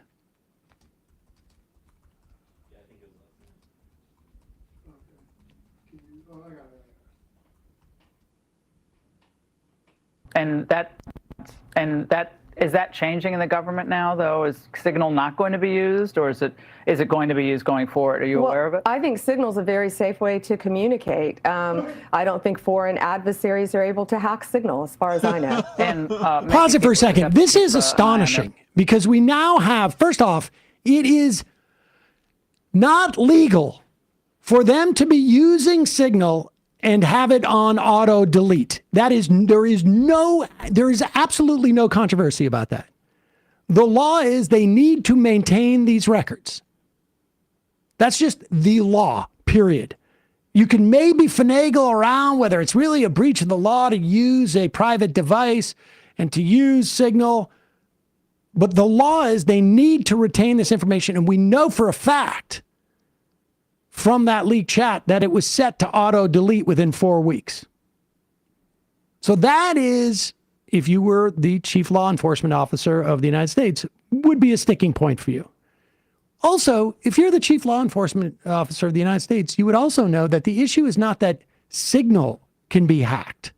The issue is that because you're not allowed to put them on government issue phones, they are then on private phones. Yep.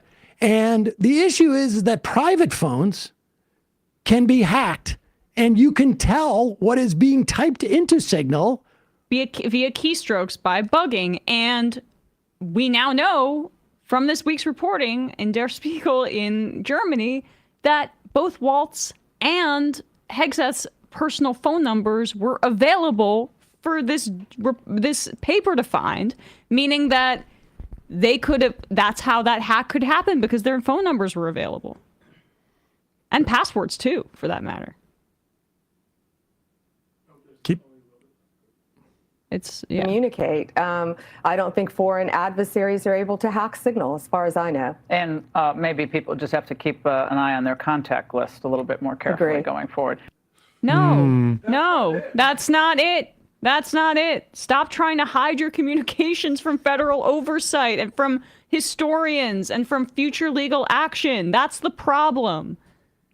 It's crazy that they'd even mention Hillary Clinton in this, because it kind of shows them as giant hypocrites that they were so concerned about a private email server, and now they all have basically private messaging servers in their pockets at all times. The only thing that I appreciate about them bringing that up over and over again is that hopefully some of like their showing that level of hypocrisy will motivate the press to continue and stay on this, because they must realize it's sort of like, you know, it's like essentially the refs seeing that the game switched because they got a little too overzealous in covering, in calling stuff that was physical on one end of the court. Now they got to makeup calls here. Although I have to say, this seems to be both indicative of a much wider problem and showing far more incompetence. I assume you guys played yesterday the footage from Somerville, Mass, right? Mm-hmm. That came out in time. That footage is incredibly chilling to watch. These cops come up, well, not cops, these ICE guys. And incidentally, you don't have the same responsibilities in terms of like obeying an ICE agent as you would a cop, particularly, obviously, if you're a citizen. If you're not a citizen, there's a lot more vulnerability. But understand that these people are going to be, they're going to do whatever they want to do in that moment. Let's go to this Marco Rubio clip that is in the chat, 1229. We heard a lot about, and we've seen now multiple reports of the people who were shipped down to this El Salvador gulag not being, in one instance, being a legal refugee in this country. We now have seen instances of people having a tattoo that was in support of autism awareness getting shipped down. We have heard reports of women and non-Venezuelans being shipped down there. And, in El Salvador, they only agreed to take Venezuelans into this gulag. So they were shipped back up. It's human trafficking. All of these people obviously received no due process. So we don't know if any of them were, gang members, never, aside from the fact that just being in a gang in and of itself is not a crime. There is a wide berth for whom they can deport, but it is supposed to be done with due process. Here is Marco Rubio finally admitting what everybody has known now, and certainly most rational people suspected early on, which is that they don't know who was on those planes. They have a good guess at some of them, but we don't know. Right. Secretary Rubio, when you and President Bukele, you mentioned Tren de Aragua several times, when you and President Bukele negotiated the deal to transfer the U.S. deportees to his prison in Secot, did you discuss any provisions to ensure that individuals mistakenly identified as gang members would have access to legal recourse, or that they can secure their release if they are wrongfully? Yeah, we have that list was carefully vetted, provided to us by Homeland Security. We have confidence in it. What we negotiated is the reality that they in El Salvador comply with all the international requirements for imprisonment. So we sent them people with a combination of people, gang members, people we knew were involved in activities that were not productive to the United States. All of them removable in terms of our laws, all of them. Every single one of them was someone who was removable from the United States, irrespective, and MS-13 members, many of whom are Salvadoran, that we had identified as MS-13 members that they had helped us identify as well. So it was a combination of people that we sent. And, we may send more. We'll see. A combination. He's trying to cover. Medley. He's trying to cover here. And we don't know. The absence of due process for these people means that we don't know if they were removable. It is the case that the United States government has the right, broadly speaking, to deport a lot of people if they are not citizens. But we don't know who these people are because there was absolutely no attempt to decipher who they were, except for the fact that they had a tattoo. This is the example that we were just citing. Mother Jones, good reporting here. One of the men rendition to El Salvador's Nero Alvarado, who was working in Dallas as a baker. An ICE agent told him they were questioning all men with tattoos. Neri had an autism awareness tattoo in honor of his 15-year-old brother with autism. That's who they're referring to there. An ICE agent told him, we're finding and questioning everyone who has tattoos, and that's why he was arrested. Stunningly, Aaron Melnick says in this thread, after Neri explained his autism tattoos meaning, the ICE agent said he was clean, and yet he was still detained and got sent to El Salvador. They got quotas they want to hit.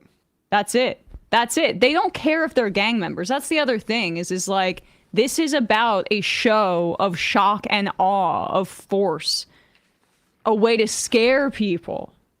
It doesn't mean that more isn't coming, but it means that it's almost better, I think, for their purposes. Or honestly, Stephen Miller, whoever's behind this, probably likes the idea that innocent people are rounded up. 100%.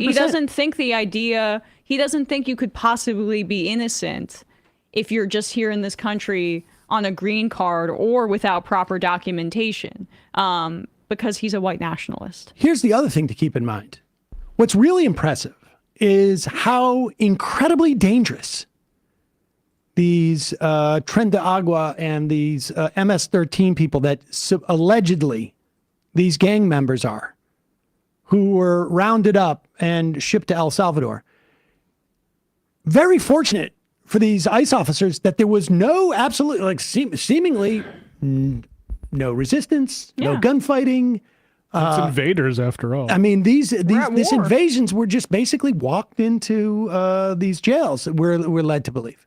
And the Venezuelan immigrants, many of them came into this country because the economy fell apart, in part because of the United States sanctions on it, as we were trying to do a soft coup in that country to put Guaido in as leader. Chris Murphy called it a coup. Yeah, all right. I forgot about that. We can just do that, and then we wonder why, all these people are displaced, and it must be because they want to invade us because they hate us and our freedoms. And they're terrorists and criminals, or as opposed to just people trying to seek a better life for themselves. And cops in this country have done this before in served communities. They've basically said, that they had gang ties as a way to drum up charges against somebody else, particularly black people in this country. This is federalizing that practice. And it's about terrorizing a neighborhood. In this instance, it's just terrorizing an entire population. We're going to play this. Let's play this Josh Hawley one. I don't remember seeing Josh Hawley at Shul. Maybe he just goes. Maybe he goes to the later service on Yom Kippur. But here is Josh Hawley. And here's what really is one of the most disgusting things about this. You know, broadly speaking, you don't have to be Jewish to be absolutely disgusted by what's going on when you see that woman in Somerville rolled up, basically disappeared by what looks like, you know, an attack from it would not be hard to see that clip and see it taking place in Iran. I've seen clips that look very similar to that. And because this woman had written an op-ed in, I think it was the Tufts paper, yep, in support of Palestinian rights, to see about 35 Democratic lawmakers, including Elizabeth Warren and others, come out and say ICE needs to return her and release her, and other lawmakers not doing that, particularly in the wake of of Chuck Schumer saying his job is to make sure that the left is not anti-Semitic or whatever it is that he thinks. They are allowing fascism and authoritarianism to grow and flourish and refusing to respond to it, ostensibly out of support against anti-Semitism. It's disgusting. It's so twisted. It is so twisted. It is literally like a Twilight Zone or Black Mirror episode. That in the name of protecting people from anti-Semitism, we are not going to criticize a Gestapo-like tactics. Exactly. I mean, it is so twisted. Exactly. And it leaves the door open for these right-wing authoritarians. I was told they were populists and we could work with these guys. Right-wing authoritarian populists. Senator, I've been very clear that OCR has a very important... Pause it for 1 second. This is, I should just set this up. It is a guy named Kenneth Stern. He's the attorney for the Bard Center for the Study of Hate. This is out of Bard College. Stern has been supportive of the investigations that have been taking place at Columbia to examine. They did a whole project to examine anti-Semitism, et cetera, et cetera. I suspect Kenneth Stern is probably somewhat invested in there not being anti-Semitism. But here is Josh Hawley. Senator, I've been very clear that OCR has a very important role, that there are complaints that should go through the process. When you start using the Department of Justice and threatening universities' funding. You are opposed, I just want to get this on the record, you are opposed to investigating Columbia University and others for anti-Semitism? No. That's what you said 6 days ago. I am not opposed to doing it the right way. What does that mean, doing it the right way? Not to claw back funds, not to say we're holding you ransom. We're getting your faculty, Jewish... You were asked about an investigation for failing to protect Jewish students, and you said that's just weaponizing anti-Semitism. It makes students less safe. It is when the Department of Justice has a list of places they want to go to. The Senator Markey's question... Oh, I heard Senator Markey's questions. I heard his whole speech. I thought it was insane. I just want to say for the record, I thought it was totally insane. And I think your positions are similarly insane. I think the idea that we would bend over backwards to hug and kiss and make nice to a pro-Hamas rioter, because that's what Khalil is, and that we would say, we can't remove him, and that makes Jewish students less safe on our campuses? That's nuts. Senator, that's nuts. To Rabbi Saberstein's point, if you look at American history, the times when Jews were most vulnerable was during the Palmer raids in World War I, when there was political... Jews are vulnerable now on our campuses because of people like Khalil, and I want to say for the record, I'm glad he's gone, and I hope he never comes back.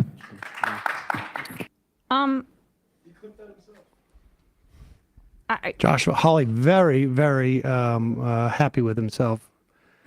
Completely ahistorical, completely wrong. And it is disgusting that there are Jewish lawmakers who subscribe to what Hawley is saying here. It's disgusting.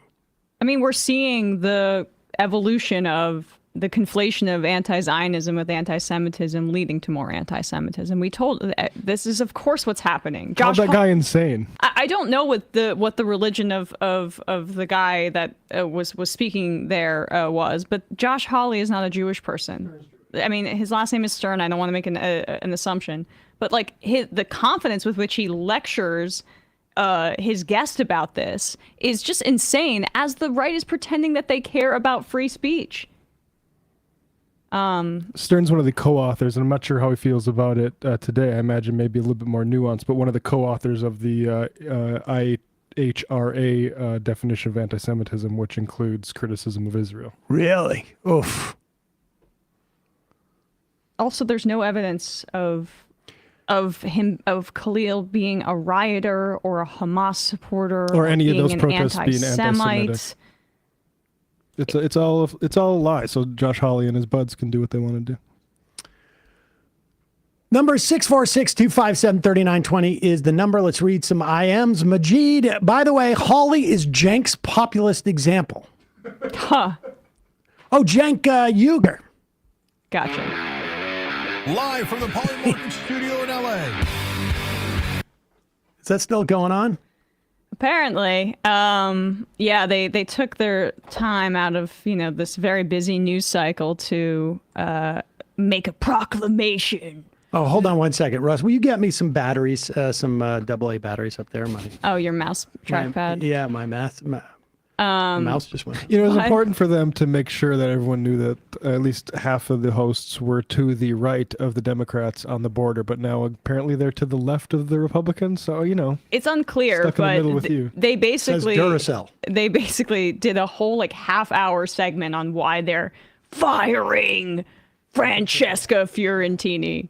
Hold on one second. Let me get some batteries here. Okay, no problem. I didn't watch those black boxes that say Duracell. It's the first time. All right. Never seen. Do you want me to read some IMs? We will win. Let's talk a little bit more about this whole thing with Cenk, because I was sent this clip, part because Cenk was discussing me. I don't know what went on in at TYT. Over the 10 years that Francesca was a contractor there. I do know, only because I have firsthand experience about it, that Cenk was completely lying in his characterization of what went on with he and I. I mean, I sort of couldn't quite make out exactly what he was saying, but I will be absolutely clear about this. Cenk and I, in October of 2016, went and had a drink at the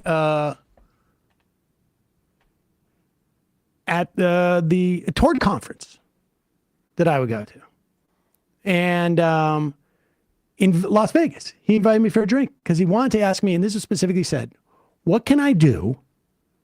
And I should say at that time, the TYT liked to pretend like it was some type of network, that it was not a network.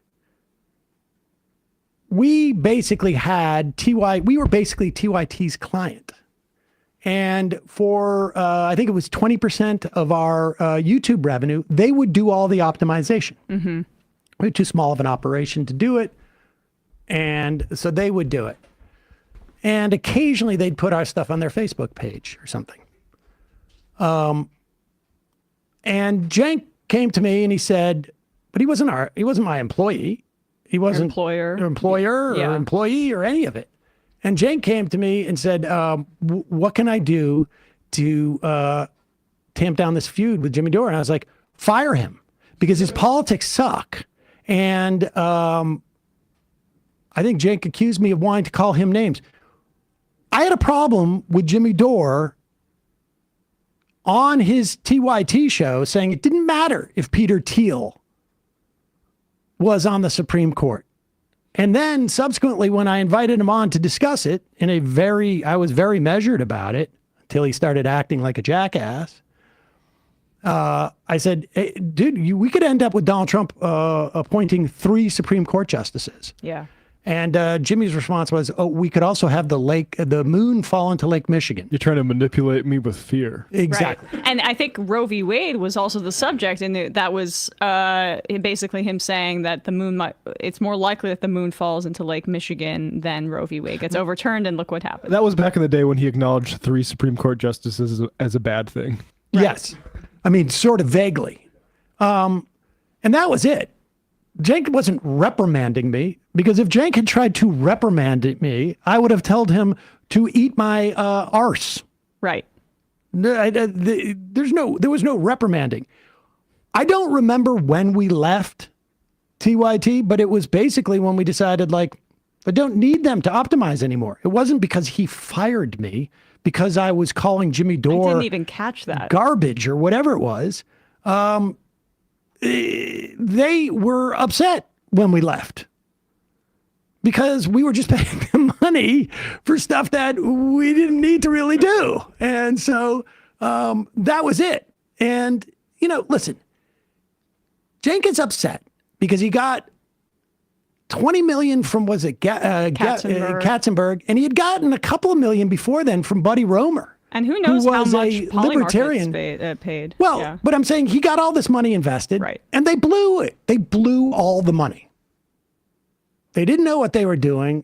Cenk at the time was desperate to be seen.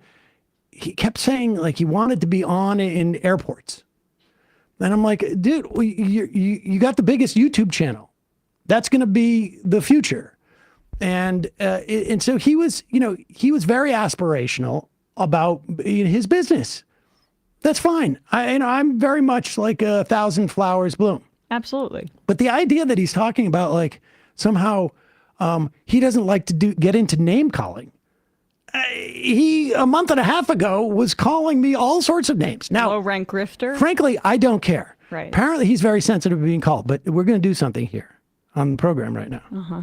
I would like everyone in this office, you can do it off mic, to call me a bitch, and let's see what happens. Wait, can I just wait? Are you going to remove me from the show? Well, I guess we'll find out. You're a bitch. Oh, God. Oh, God.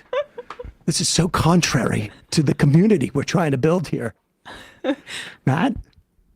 I'm supposed to insult you? Yeah. You stutter a lot. No, you're supposed to call him a bitch. Whoa, that one cuts a little close to the bone, buddy.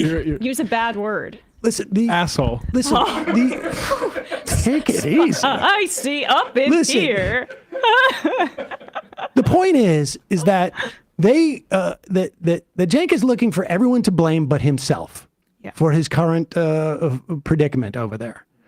And we held off for a long time and took a lot of criticism for it, for not critiquing what was going on over there.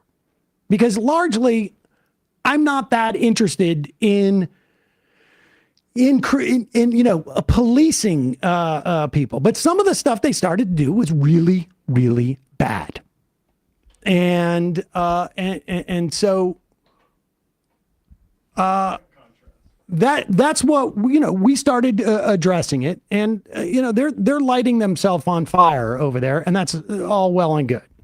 But they should do it in a way where they're not telling lies that are easily debunked. Now, just because there seems to be a desire to sort of like have all the things out, I just want to tell one other story, because Cenk and I didn't have a tremendous amount of interaction over the years. I've known him since he was on Air America. And I filled in a couple of times, I think, on TYT, 15 years ago or something like that. The one thing that I really struck me in the one sort of like behind the scenes interaction I had with Cenk was at one point, and I had looked it up when, I don't know when exactly this happened. It was during, I think, the first Trump administration. I could look it up again in the emails. I was invited to a meeting with some of like the Google, or I think it was Google, government liaison people. And it was me, Cenk, and two of these people. And they were asking us about potential hearings on antitrust that Google might face. Mm-hmm. And I remember saying, like, with all due respect, I like the fact that, we do make money on YouTube. I appreciate you people. I do think that Google should be broken up into many pieces. And they were like, okay. And I was like, and there's a growing antitrust movement. And I really do hope they're successful in pulling you guys apart. I don't want you guys to lose your jobs. And I don't think you will or whatever, but I just want you to know that. Cenk was not only so dismissive about it, I do specifically remember, he goes, I've read Matt Stoller. I will testify on Google's behalf in front of Congress. Now, it was both hilarious to me that Cenk thought that would be valuable to them. A little delusional. Yeah, but the delusional part, I've always sort of understood. It always, was part of Cenk's charm. Yeah. But I was like, this guy, like, where are this guy's principles? I mean, I remember like the first argument we had on air was about Bill Clinton back in, 2008 or 7, because he thought that Bill Clinton was one of the good Democrats, because when Bill Clinton was in office, he was literally a Federalist Society member, mm-hmm. a Republican and lawyer. Now, I love converts, and sometimes they have the zeal of converts, but over time, if you are untethered to some type of like fundamental ideology, what happens is when you hire people, for instance, you don't even know what to look for, because you don't have that yourself. And so you can hire people who walk in and go like, oh, these are the principles I believe in. But if they can't articulate them in a way that hits your understanding of why you have these beliefs, they could turn out to be a Jimmy Dore. Right. Or a Dave Rubin. Right. Or an Anna Kasparian. Or a Michael Tracy. Brianna Wu. Or a Brianna Wu. Who's still on the payroll, I guess, but not Francesca. Ben Glebe. Yeah. Or Ben Glebe. Ben Glebe. I mean, all of these things can happen. Yeah. Right. Or honestly, I think you can also see it reflected in the way you treat your employees, right? Like with the efforts to bust the union. Oh my God, the union busting was so gross. It was. And even at the time, I received a call from somebody high up in the network asking me not to speak publicly about it. I was young. I kind of have regrets about that I should have spoken up a little bit more publicly, but I was also not making too much money and trying not to rock the boat, but it was a part of the decision that I made, to leave.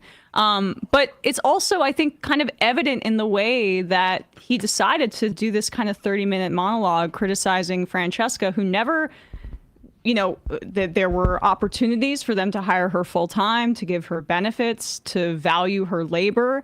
And instead of doing so, they just kept her on as a contractor. She took a check from them, sure. But then to make a whole show out of banning her from the network and doing this video about somebody who has very little power. You are the employer. She is the employee. She's the contractor. And to throw her under the bus like that, especially when her show has like a fraction of their subscriber count, I really do think it speaks to the workplace environment that's becoming more and more evident for people here. And I will say, like, this is going to be the last segment that we do about this kind of drama. I suspect it won't be the last segment we do about their takes. Right. Because literally every other segment we've ever done about them has been about a take. Right. That we think is not good to have. But we should also say, when is this happening? The 31st? Oh, yes. The poly market bet is expiring. So you've got until the 31st. Although now it's down to 1% chance. It's down to 1%. We really blew it because this could have been like, I could have had like, so much opportunity if I could have like somehow, and I know exactly who I would have borrowed the money from. Like crypto? Yeah, scroll to the question part. Although we can't, it's not At legal one point in the it was United 37. States. Well, I know people who live, in Europe. Wait, Americans can't even bet on this? No, it's not legal in the United States. And TYT sold the naming rights of their studio, which they crowdfunded from their audience back in the day. They turned around and sold it to Polymarket. So did Kamala buy ads on the Majority Report? It's now down to a 1% chance. That's unfortunate. Now, here's the irony of this. Yeah. And I'm going to put this in the chat, guys. Here's the irony of this. You know how that dynamic of like every right-wing accusation is a confession. Mm-hmm. The sometimes, and this is the thing, is that like, and I think everyone is subject to sort of like ambition taking over and chipping away at any type of principles that you have. It is a danger. It is very danger. It is a huge danger in every business, I would imagine. Certainly in, YouTube, where every, of every click that you're going to get at any minute and this and that. And certainly like in this where like we have an email list. We put ads on our email list. We do that. But from day one, we have always vowed we're never going to sell or rent out our email list to anybody else. Just because I personally find it annoying and whatnot, but I don't think there's something wrong with the practice of doing that. I do think that there is something wrong with the practice of doing that and then falsely claiming that other people are doing it. Right. And as if it's problematic. Yeah. It's interesting because I knew that this was the case, but I wanted to check again that I was recalling it correctly. So I just put into Twitter, I think it was TYT Biden email list. So you can go to 2020. This is probably around the time that I received a call from someone high up in the network asking me not to speak publicly about this. Wait, was it about this or about the union busting? Oh, that happened twice. So it was about this. That TYT was selling its email list seemingly covertly to the Biden campaign in 2020. So this guy... Wait, the exact thing that they accused us of doing? Yes. That's the point that I find. Isn't that interesting? Listen, I don't like... Again, I'm not judging that practice. We don't do it because I personally find it annoying to like sign up for one thing and have it be sold to somewhere else. And so we don't do that. We'll put an ad from Sunset Lake in like the AM Quickie, but that's a newsletter that we sign up and we have advertisement. But I would never sell the email list to somebody else because then it's out of your control and God knows where it ends up. Let alone to a political campaign, because we're supposed to be a show that's independent of the politicians that we're trying to be critiquing. I would run if Bernie's campaign came to us and said, will you do a whole email about how Bernie's great? I would say yes. Probably, yeah. But I'm not going to give you my email list. Yeah. I'm not going to give you my email list. Right. I mean, they disclose it here, but it's interesting, their disclosure. Go to the next page. This is the Biden... this is the screenshot from 5 years ago now? Yeah, 2020. But here's down at the bottom here. You can see, like, the above advertisement for Biden for president has been sent to you via the Young Turks email list. At TYT, the bulk of our funding comes from you and other TYT fans. Now, that's also a lie. The bulk of their funding came from Katzenberg, certainly by 2020. Didn't go to employee raises or bonuses or anything like that. I wonder where it went. And that's what allows us to maintain our independence as an alternative media outlet. On occasion, we forge partnerships with select advertisers as a source of additional. We do not share your information with advertisers, and the views expressed in this email do not constitute any endorsement or recommendation by the Young Turks. I mean, like, it's hard to trust it when they're like sort of being a little cagey about the $20 million investment they had in there. Now, I don't begrudge them that either. I don't have those kind of ambitions to become, like the world's largest. That's not right. Just. We just want to do our show the best we can. A matter of taste. Yeah. But the problem is with taking money is that sometimes if things go sideways, that money becomes a source of pressure, and you start to do things that is really more about that. This is when the flights to El Salvador took place, Cenk had a tweet that was like, I think we should be removing these things, but you need to listen to a court. The criminals. The criminals, but we need to be listening to a court. We are not in an era where parsing things this thinly is in any way effective. When you do that, you are obscuring what is the fundamental issue here. That flight would not have been right, even if they were unable to get to a court to enjoin them from flying there. Nothing about that flight was right. Nothing. There was no due process. You don't know who's on that flight. When you start having to do if, to justify the actions of an authoritarian, administration, you have lost the thread. Right. And they're going to keep doing this. And they're going to keep talking about Max left. And I'm not going to go on the stage with Dr. Phil because he's a Nazi. Well, listen, Dr. Phil is not technically a Nazi, but he is out there like, I'm going to do everything I can to promote going around with the immigration officials to show everybody how dangerous these people are. I mean, and when you leave that stage, if they're not mad at you, you haven't done your job. We're going to go get a beer. Yeah. Listen, put your money where your mouth is. I will debate you on all these issues. Right. We made that clear from day one. I invited you on before you decided that I had called you a Nazi because I used an example from an Errol Morris film, not even in reference to you. Before that, I had reached out and said, come on the show, and he flipped out.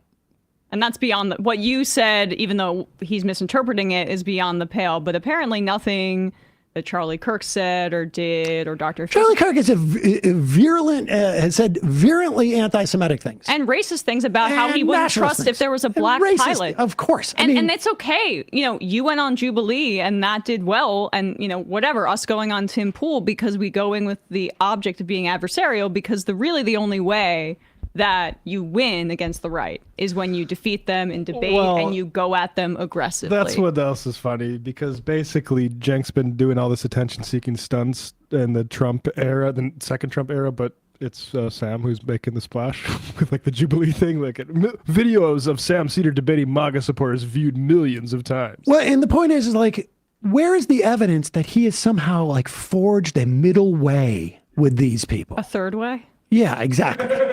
I mean, the funny part was he is in lockstep half the time with the same Democratic establishment that he claims his movement is. It's just funny how that happened. He said Josh Shapiro was the most progressive VP pick when Kamala Harris was considering him, and over Walz, over Bashir. It's bizarre. You've got to wonder, what necessarily, is behind it, I guess. Sometimes, like I say, the ambition associated with where you want your show to be overcomes your judgment. Your judgment. But it also, the other factor is just why are you in this? What are you doing in this? Right. And that's how sometimes you hire over and over again the wrong people. Yep. And it's okay if there's... Or the good people end up going I can't be here anymore. That was kind of, what happened with me and what happened, my friend Dan from the internet, other folks, and Francesca knew that it was likely that, when she decided to speak her mind a bit, that tie would be severed. But she's doing great work over at Zateo. People should check out the Bituation Room. And I guess to put a pin in it here, this was just from, when was this? A few months ago, January. The way that that the show seems to be downplaying the Trump administration. Just a few seconds of this, because it was disproving within weeks that what the Trump administration is actually doing. You can be against that practice, but Donald Trump. Yeah, I'll start with that there. I know that Francesca Fiorentini is currently attacking you about this as if Donald Trump is unique. He's novel compared to past presidents, certainly a special kind of evil that we've never seen before. In her mind, these are the gulags that she was warning about. But in fact, this has been a longstanding practice. You can be against that practice, but Donald Trump isn't doing anything new here. Second. Okay. I think she was specifically talking about Guantanamo. Now, A, progressive have been railing against Guantanamo since day one. B, this practice is unique because we've never taken people who are one step on a U.S. territory and put them down there in a sort of an extrajudicial state. So she's wrong on the merits, wrong on the facts, wrong on the analysis, and then also. Let's just zoom out a little bit. I think it's pretty hard at this point, even now that we're a full 68 days into this administration, to not say that Donald Trump is uniquely authoritarian and bad for U.S. society. Well, she was also mocking the idea that Project 2025 would be implemented prior to the election, which we were starting to become more critical of their coverage then because we thought they were doing harm. And let's be clear. And that is that. I mean, frankly, to downplay that prior to the election, given what we're seeing the effects of that now, is really inexcusable. The key word is mocking. Mocking, yeah. Because it wasn't just like, I think maybe the case about Project 2025 is overstated. I think there's some nuance here. I think there are some cross currents in the constituencies of Trump, and he would need a supermajority in the Senate or something like that. No. The whole thing was part of a larger effort that was happening on the right. I don't know that she was coordinating it with them. Maybe she's just taking her cues or whatnot to push back on the notion that Project 2025 was the agenda. Remember, this is when Trump was like, some of it I've never read. I don't know. So she was engaging in a manner to literally misinform and to in a very consistent way of what was going on the right. Now, I'm not saying that she was in coordination with them or whatnot. I get the sense that she's taking her cues maybe from some of these people or whatnot. Hello. Totally. Yeah. She has some friends. Some friends on the right. I don't care about Cenk's sort of motivations. I don't care about her motivations. Again, this is, I think, the only one that we've talked about, sort of drama or whatnot. I don't care about that shit. Honestly, I don't. I have a million other things to think about. But we're going to push back on bullshit that comes from there. In the same way that we push back on bullshit that comes from Dave Rubin, bullshit that comes from Jimmy Dore, bullshit that comes from Ben Shapiro, bullshit that comes from... No, do we see every clip? No. Do we have the ability to see all that stuff? No. But that's what we do. That's one of the things that we do. And so when they are pushing some type of bullshit narrative, we're going to call that out. And to some extent, there's more of an investment for us to do this because we still probably share, although it's increasingly small, an audience. As they move further to the right on not every topic. I know there's this notion of populism and it's so blinkered and whatnot. But, and I guess as we move max left. Yeah. And we also don't claim to represent the whole left, which is the straw man that Cenk uses there. Because well, it's a little bit of projection there because he feels a little bit territorial, and a bunch of people like Zateo and us are moving in on the TYT territory. Only I represent the left. But it is, I think, unfortunate because we're going to have to call that out because they have over 6 million subscribers. I'm not sure how many people are, watching, but like that's a huge base of people who may tune into politics kind of casually, and they subscribe. Maybe they're kind of center left or liberal or whatever, with the impression that this network was a progressive one. And so when you hear the parsing about trans rights, or when you hear right-wing talking points about immigration like we just played, that has the capacity to maybe change the minds of some people in their audience who are not necessarily that tuned in. And our project is to try to get people to be more educated, to learn about left-wing ideas, and to build our country in a more positive direction. And that's why if you play Dave Rubin games, you win Dave Rubin prizes. I also just want to say one last thing that they keep touting. In 1965,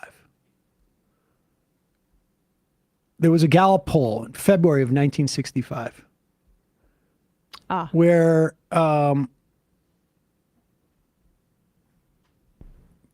which one are you referring to? There's a Gallup poll in 1965 where there was you saw where I lost that figure. Well, I guess the point is that in the United States we have a history of polling being against civil rights at certain junctures during civil rights. I have one here that I actually have saved on my desktop that the views of MLK during his life.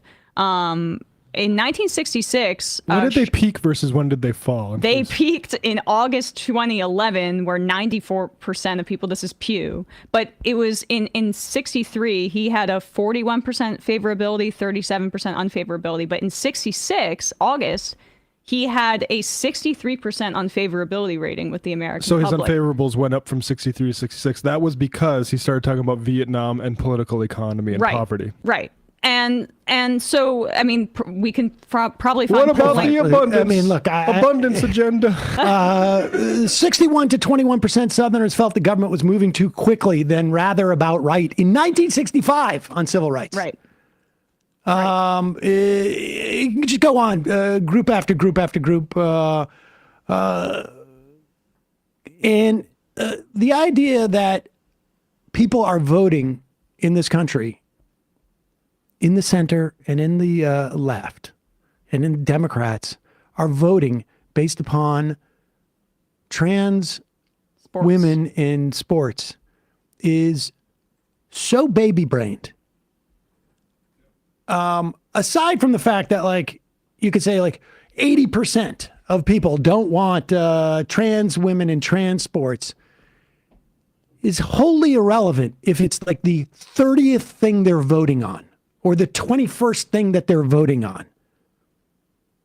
Yeah. And this is aside from like even the moral argument of civil rights for everybody. As a purely political matter, the idea that you would flip on this stuff because of polling makes you look like a weak-ass bitch. Yep. It is the Josh Marshall bitch slap theory of politics, which is why Democrats were so at the mercy of George W. Bush, is because if you can't stick up for what you believed 2 years ago, how are you going to stick up for me? It's Kamala Harris style. Yeah. Or what Newsom's doing right now. And it communicates a weakness. It communicates a lack of belief and sincerity when you say, well, the polling is this way. I mean, I can understand the idea of like strategically, do we want to introduce this legislation now versus later? But I'm sorry. It is detrimental to your electoral ambitions as a party to abandon civil rights for people because there is like, vague polling against this. And I say vague only because if it's the 21st thing that people are voting on, I don't care if it's 100% to zero. That's not what is going to dictate the outcome of these elections. You see the reverse with gun control, for example, right? You have wide swaths of the country that agree on gun control, but it's not necessarily something that motivates people to change their vote, except for that small fraction of the amosexuals who will vote. Oh, based they're on that. certainly on the right. But with the majority opinion, like this even is when you have children being killed after killed after killed after killed, 30 kids mowed down, still they're not voting on that. Right. And this is the popularism weakness that is being advocated by guys like Matt Iglesias. And so what's odd is that it's this critique of Democrats, but their politics are seemingly very aligned with the most centrist milquetoast Democrats Swazi in the country, like Swazi, or writers like Matt Iglesias, which is about essentially just following what the polling says. Because I mean, who cares about principles when you get a poll that shows that perhaps we need to do some work on communicating this issue? I guess that's over. I guess we don't have to worry about it anymore. The best politicians know this. Yes, you have agency over polling. Strong and wrong. Right. You have agents. Republicans know this. We can write. Republicans know this. Republicans have been able to change polling just by sticking to basically their core messaging. And if we had an equivalent on the left, then we wouldn't have to be worrying about this kind of thing. And the fact that they're even engaging in this and letting polling lead their principles as opposed to principles leading their political analysis, I think kind of says everything about the state of that network. I mean, part of it's a skill issue. They don't want to have to stand up for principles when times are tough, because that's a hard thing to do. Yep. All right, that went on far longer than we had anticipated. That's the other thing. We don't spend hours doing clips and getting clips to do a big monologue on this. I didn't even think we were going to talk about this today. I got a text from somebody saying that the dude opened his show with it. Today? Yesterday. The dude opened his show with a half-hour monologue that made Francesca look amazing. It was uploaded oh boy. 1 day ago. We put this up. This is their best viewed video in quite a while. Their best viewed video, yes. Jack explains why he's removing a contributor. Go to wide. A contributor from TYT Network. That's 250,000 views. And the comments, I would say, is the first one. Francesca is 100% Wait, this is not cut off. We can't see it on our screen. Oh, just zoom out a little bit more. Yeah. I mean, pull it up so we can see the comments. Pull it over. There. Matt, can you go to top or change sort by? Yeah, top comments, not newest. There's number one. There's a reason TYT has lost so many subscribers over the past several months and have since flatlined. Anna and Jank have taken a bad road. Glad I unsub. Blah blah blah. Yeah. Oh, there's a us mention. Someone branching out to Hassan, us. Secular Talk, Francesca. Shout out to all those folks doing great work. I mean, I'm genuinely sorry for all the people that are having to go through the psychic issue that this is causing, because people you trusted for decades. Jeez. This is brutal. Well, never read the comments. Oh my God. Is this what Anna was talking about when she's saying we're afraid to be afraid of your audience? Because ours is a lot nicer to us than that one is. Yeah. Whew. All right, we're going to take one phone call. I apologize. I really thought we were going to take more phone calls today. I mean, I know I say that every day. Calling from a 508 area code. You are the first and last phone caller of the day, but the last one of the week. Hello. Can you hear me? Yeah. Nice. My name is Vitor. I'm just calling from Framingham, Massachusetts. From where? Framingham? From Framingham. Oh, yeah. Oh, yeah. Near the old Chateau de Ville, by any chance? That's past my age, Sam. All right. But sorry, all jokes aside, the point that I really wanted to get to was an experience that I had in Lynn. I was just visiting and going to a Jimi Hendrix concert, and I was smushed between this Wait a second. You went to a Jimi Hendrix concert? He died in the 60s. Yeah. Nah, it was just a cover band. Oh, okay. All right. I was going to say, and you don't know the Chateau de Ville? No, I'm well into my 20s. But okay. Still an old head here, but to the point that I was calling in for, I was sitting in between this older lady who had, we were chatting a bit, and I kind of wanted to do my own thing, just, enjoy my nachos. And she goes in and she discloses to me that she's a Republican, right? And the thing with me is my family is Brazilian, immigrated to Framingham in the 80s. So I'm also, I don't appear Brazilian, but she just went on a rant about immigrants and talking about the Columbia student, claiming that she was a member of Hamas. And it was my first time really experiencing a Trump supporter who's been kind of delusional by years and years of, even dating back to Reagan of, us versus them. And it just stunk. So my 2 points that I want to ask you guys is, one, what are some tips and I guess some ways to handle those conversations when people like me encounter them? And two, I just wanted to hear your point about just, the exploitation of the immigrant community, especially with Latin American and Brazilians providing so much capital in states like Massachusetts, but being demonized for quote unquote crimes that they are. What did you say to her? Did you say anything to her? I did. I felt a little bit uncomfortable, but. Well, I would imagine.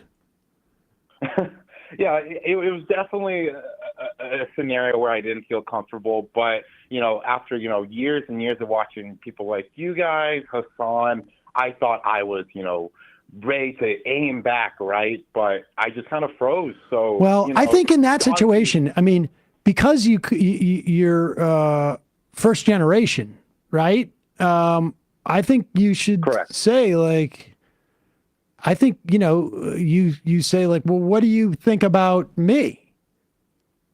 And get her take on you. I mean, I think, like, the way to influence someone in that particular situation, the asset you have for them is that, like, their assumption of who an immigrant is wrong. And you have the opportunity to sort of show them that. I mean, you could say, look, immigrants, undocumented immigrants, add literally billions of dollars to Social Security. And they don't take it out because they're not legal. That their crime rate is less than, that of citizens. That innovation, exposure to other cultures is what spurs innovation. People being exposed to things that they don't regularly see is helpful in their development. It creates a stronger community. Mm-hmm. I mean, all of those things. But I really think that, like, on some level, you can say, like, what do you think about me? I mean, my folks are immigrants. I'm first generation. I've grown up around immigrants. And then all of a sudden they have to sort of, like, question their assumptions. Look, there's only so much you're going to be able to do in any interaction. So I wouldn't put too much pressure on yourself. But I think that's, that can be enough to sort of just make them, all you need to do is make them question one assumption they have. Just even question it. And that begins, like, that, sometimes that one questioning of one assumption cracks open a door. Mm-hmm. Thank you, guys. I really need to hear that, and I'll definitely, I know it's no pressure, but definitely kind of put that in my tool bag. So thank you guys so much. I would Google the Chateau de Ville. It's a real shame you don't know. I saw I will. Saw Rodney Dangerfield there twice. It was fantastic. Appreciate the call. Yeah, no worries. Have a good one, guys. It's a venue? It was, apparently. Ladies and gentlemen, that sound indicates that we are done with our phone call portion of the show for the day and the week. I have got to move here. So we've got a bunch of, Rob from Dedham says the Chateau de Ville is now multiple furniture stores in the front and a truck rental company in the back. Not to date you, Sam, but it closed around 40 years ago. Oh, boy. Oh, boy. Hey, it's a little uncomfortable. 1984. Majority Report. Do you think Tim Pool being added to the White House press pool is a coincidence, or does someone lobby for him? YouTube had told us that they are that they're doing that that the White House press pool is going to put people like that in. We could even play. Would you like to go down there? Sure. You seem really excited. Let's check it out. I'd like to get down to DC. I'll go do a day. Matt will be our stringer. I'll make friends with Ducey. Gerald from New Orleans, another week, another 5 days of not having my call get through. Sam, I'm starting to think you don't value or our entirely one-sided parasocial relationship. Gerald from New Orleans, I can't tell you how much that's not true. I've spent a lot of time thinking about it. A lot of time. An uncomfortable amount of time. People have talked to me in the office about it. Mortified Penguin Emma caught strays in that bullcrap video too. Of course, it was a clip of you making an awesome point standing up for trans people. Yeah, I really could not care less, to be honest. And it was just good for Francesca. Like, all of her, she looks awesome, and glad you It was played sort of a weird thing to do when you're talking about we're letting go of someone not because of their political views, but because they're rude to me. Right. To include Why would you include you and your political views in it? Probably I would have just tweeted out, like, good luck, Francesca, on all your future. Yeah, like, we appreciate you working with us. I mean, but Good luck also, at Zateo. But also, she, if John wants to have her on, he should be able to do that. And I don't know. It's a little weird to just, like, ban her without his consent. I don't know. I'm the boss. It is weird. I've been banned from Fox News. Right. It is weird to get banned from an entire network. I mean, it's one thing to say, like, I don't want to have somebody on the show. It's another to say, like, the people who work for us can't have somebody on the her. It doesn't. It's inconsistent with the idea of we want a lot of ideas. Right. Or having a beer with people you disagree with. Imagine Sam telling me I couldn't have somebody on Left Reckoning. I'll tell you this afterwards. Okay. I don't want to. But there is I actually have a funny story about that. Oh. All right. Val Shells. When are we getting I Am the Left and Max Leftist t-shirts? We've definitely Oh my get gosh. it. Julie, get on it. Max The Leftist. Max Left. I'm staying in the race. Jonathan Armstead, this Cenk stuff has been an issue for a while. In the summer of 2016, I was getting upset with his takes on affirmative action, Black Lives Matter, and how he was letting Jimmy say nonsense. I told Uchi Wally, and he said it was a coincidence, as Sam had the same problems, and he encouraged me to listen to the show. I haven't listened to TYT since. Also, you have a better format. Your interviews with writers, activists, are something Cenk says he won't do because the algorithm doesn't support it. To this day, when I meet TYT fans, I encourage them to make the switch. That show is just the 700 Club with more frequent fundraising appeals. Tim Poole. Sam, can you send me your discount code for Hello Tushy? I've been shopping for a replacement bidet, but the tariffs are really eating into my budget. Kyle Leck. Regarding Francesca's criticism of Anna's coverage on crime and homelessness, there was a story she did about 6 months ago before I canceled my membership. That was so bad, I emailed TYT about the errors, and it took several months and multiple emails to get anything other than an automated response. Frankly, I don't think she read the study she was reporting on, but instead read some right-wing hacks reporting on it, or at best, read the summary and decided it was wrong because it wasn't consistent with her prior beliefs, and then mischaracterized studies methodology because she didn't understand basic statistics. It's a bit old, but I found it to be a glaring example of Anna putting her ideology ahead of her so-called reporting. She went on Jillian Michaels and said she's improving her media diet that misled her for the past 5 or so years by introducing National Review to it. So, Philly Cheesesteak. Isn't HHS taking over the school vaccinations from the Department of Education? I don't know about that. Snarkorsky. So true that normal people don't have the time or inclination to research every news story every day. You need to tell them. Yet Dem leadership and Blue MAGA don't think that's necessary. They prefer to scold voters for being uninformed like their voters' parents or teachers. These Dem dipshits should never go into sales or politics. I mean, the other thing is that people don't understand that there is a benefit to the fact that there is a significant amount of people who don't necessarily engage in politics, and that being that you have an outsized influence. Yep. The reality is that really, and the right has figured this out, 30% of the population being extremely highly motivated is better than 40% who may agree with you but are not. And there was a flip insofar as like they added, at least under Trump's able to do this. I don't know that Republicans broadly are. Getting people who are barely interested in politics just because he cut through the noise in some fashion. All right, 5 more, and then we got to go. Andrew from MAC. Sam, can we get Andy Kindler on the show? It's been too long. Oh, yeah. You know, we haven't had like a second guest on Fridays. I mean, we had obviously Laverne on. Yeah, last week. Was it last week? Mm-hmm. But we got out of, like, we haven't had Matthew Film Guy on. Yeah. Yeah. There's so much news. Like, we can't get to it in the first hour. Yeah. But I'm hoping to get back. I thought that we would get back to normal, but it's not. But yes, at one point we will. Deepak, live in New York 21st, the sticker mule asshat was threatening to run as a third-party candidate and split the MAGA vote.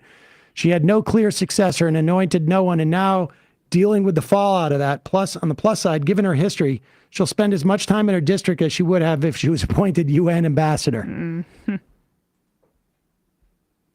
All right, 2 more. Liz Cheney. It's the same thing with their immigration principles. You guys should have Kyle Kalinske or David Dole on for a Casual Friday. We should do that. We've had Kyle on. We've had both of them on. I've had Kyle on. I'm not sure about David, but David's great. People should check out his show, David Dole. All right, 2 more. Your boy Blue.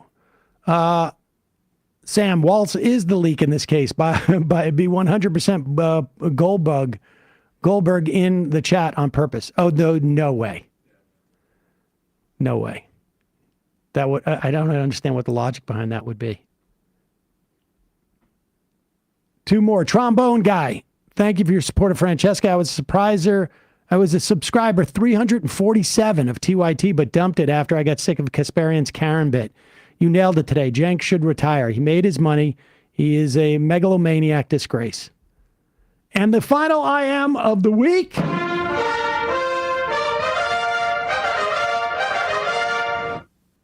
The best leftist. I used to be on committees for the city, which I live. In those committees, in all city businesses, you're not allowed to even discuss the issues outside of a meeting that have a quorum. All city business needs to be documented. It would help if people got involved and learned this stuff.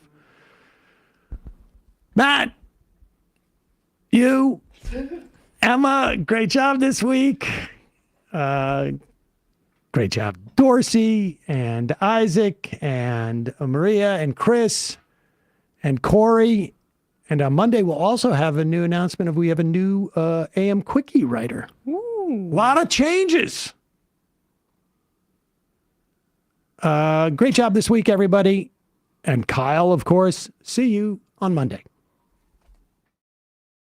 It might take all the strength I got to get to where I want, but I know somehow I'm gonna get there. I wasn't looking when I just got caught between the truth and the lie bar. But finding out won't make me feel any better. Yeah, I know the clock is ticking, but the meds are gonna kick in, and my pilot light shining bright. I get somewhere the choice is made, for the option where you don't get paid.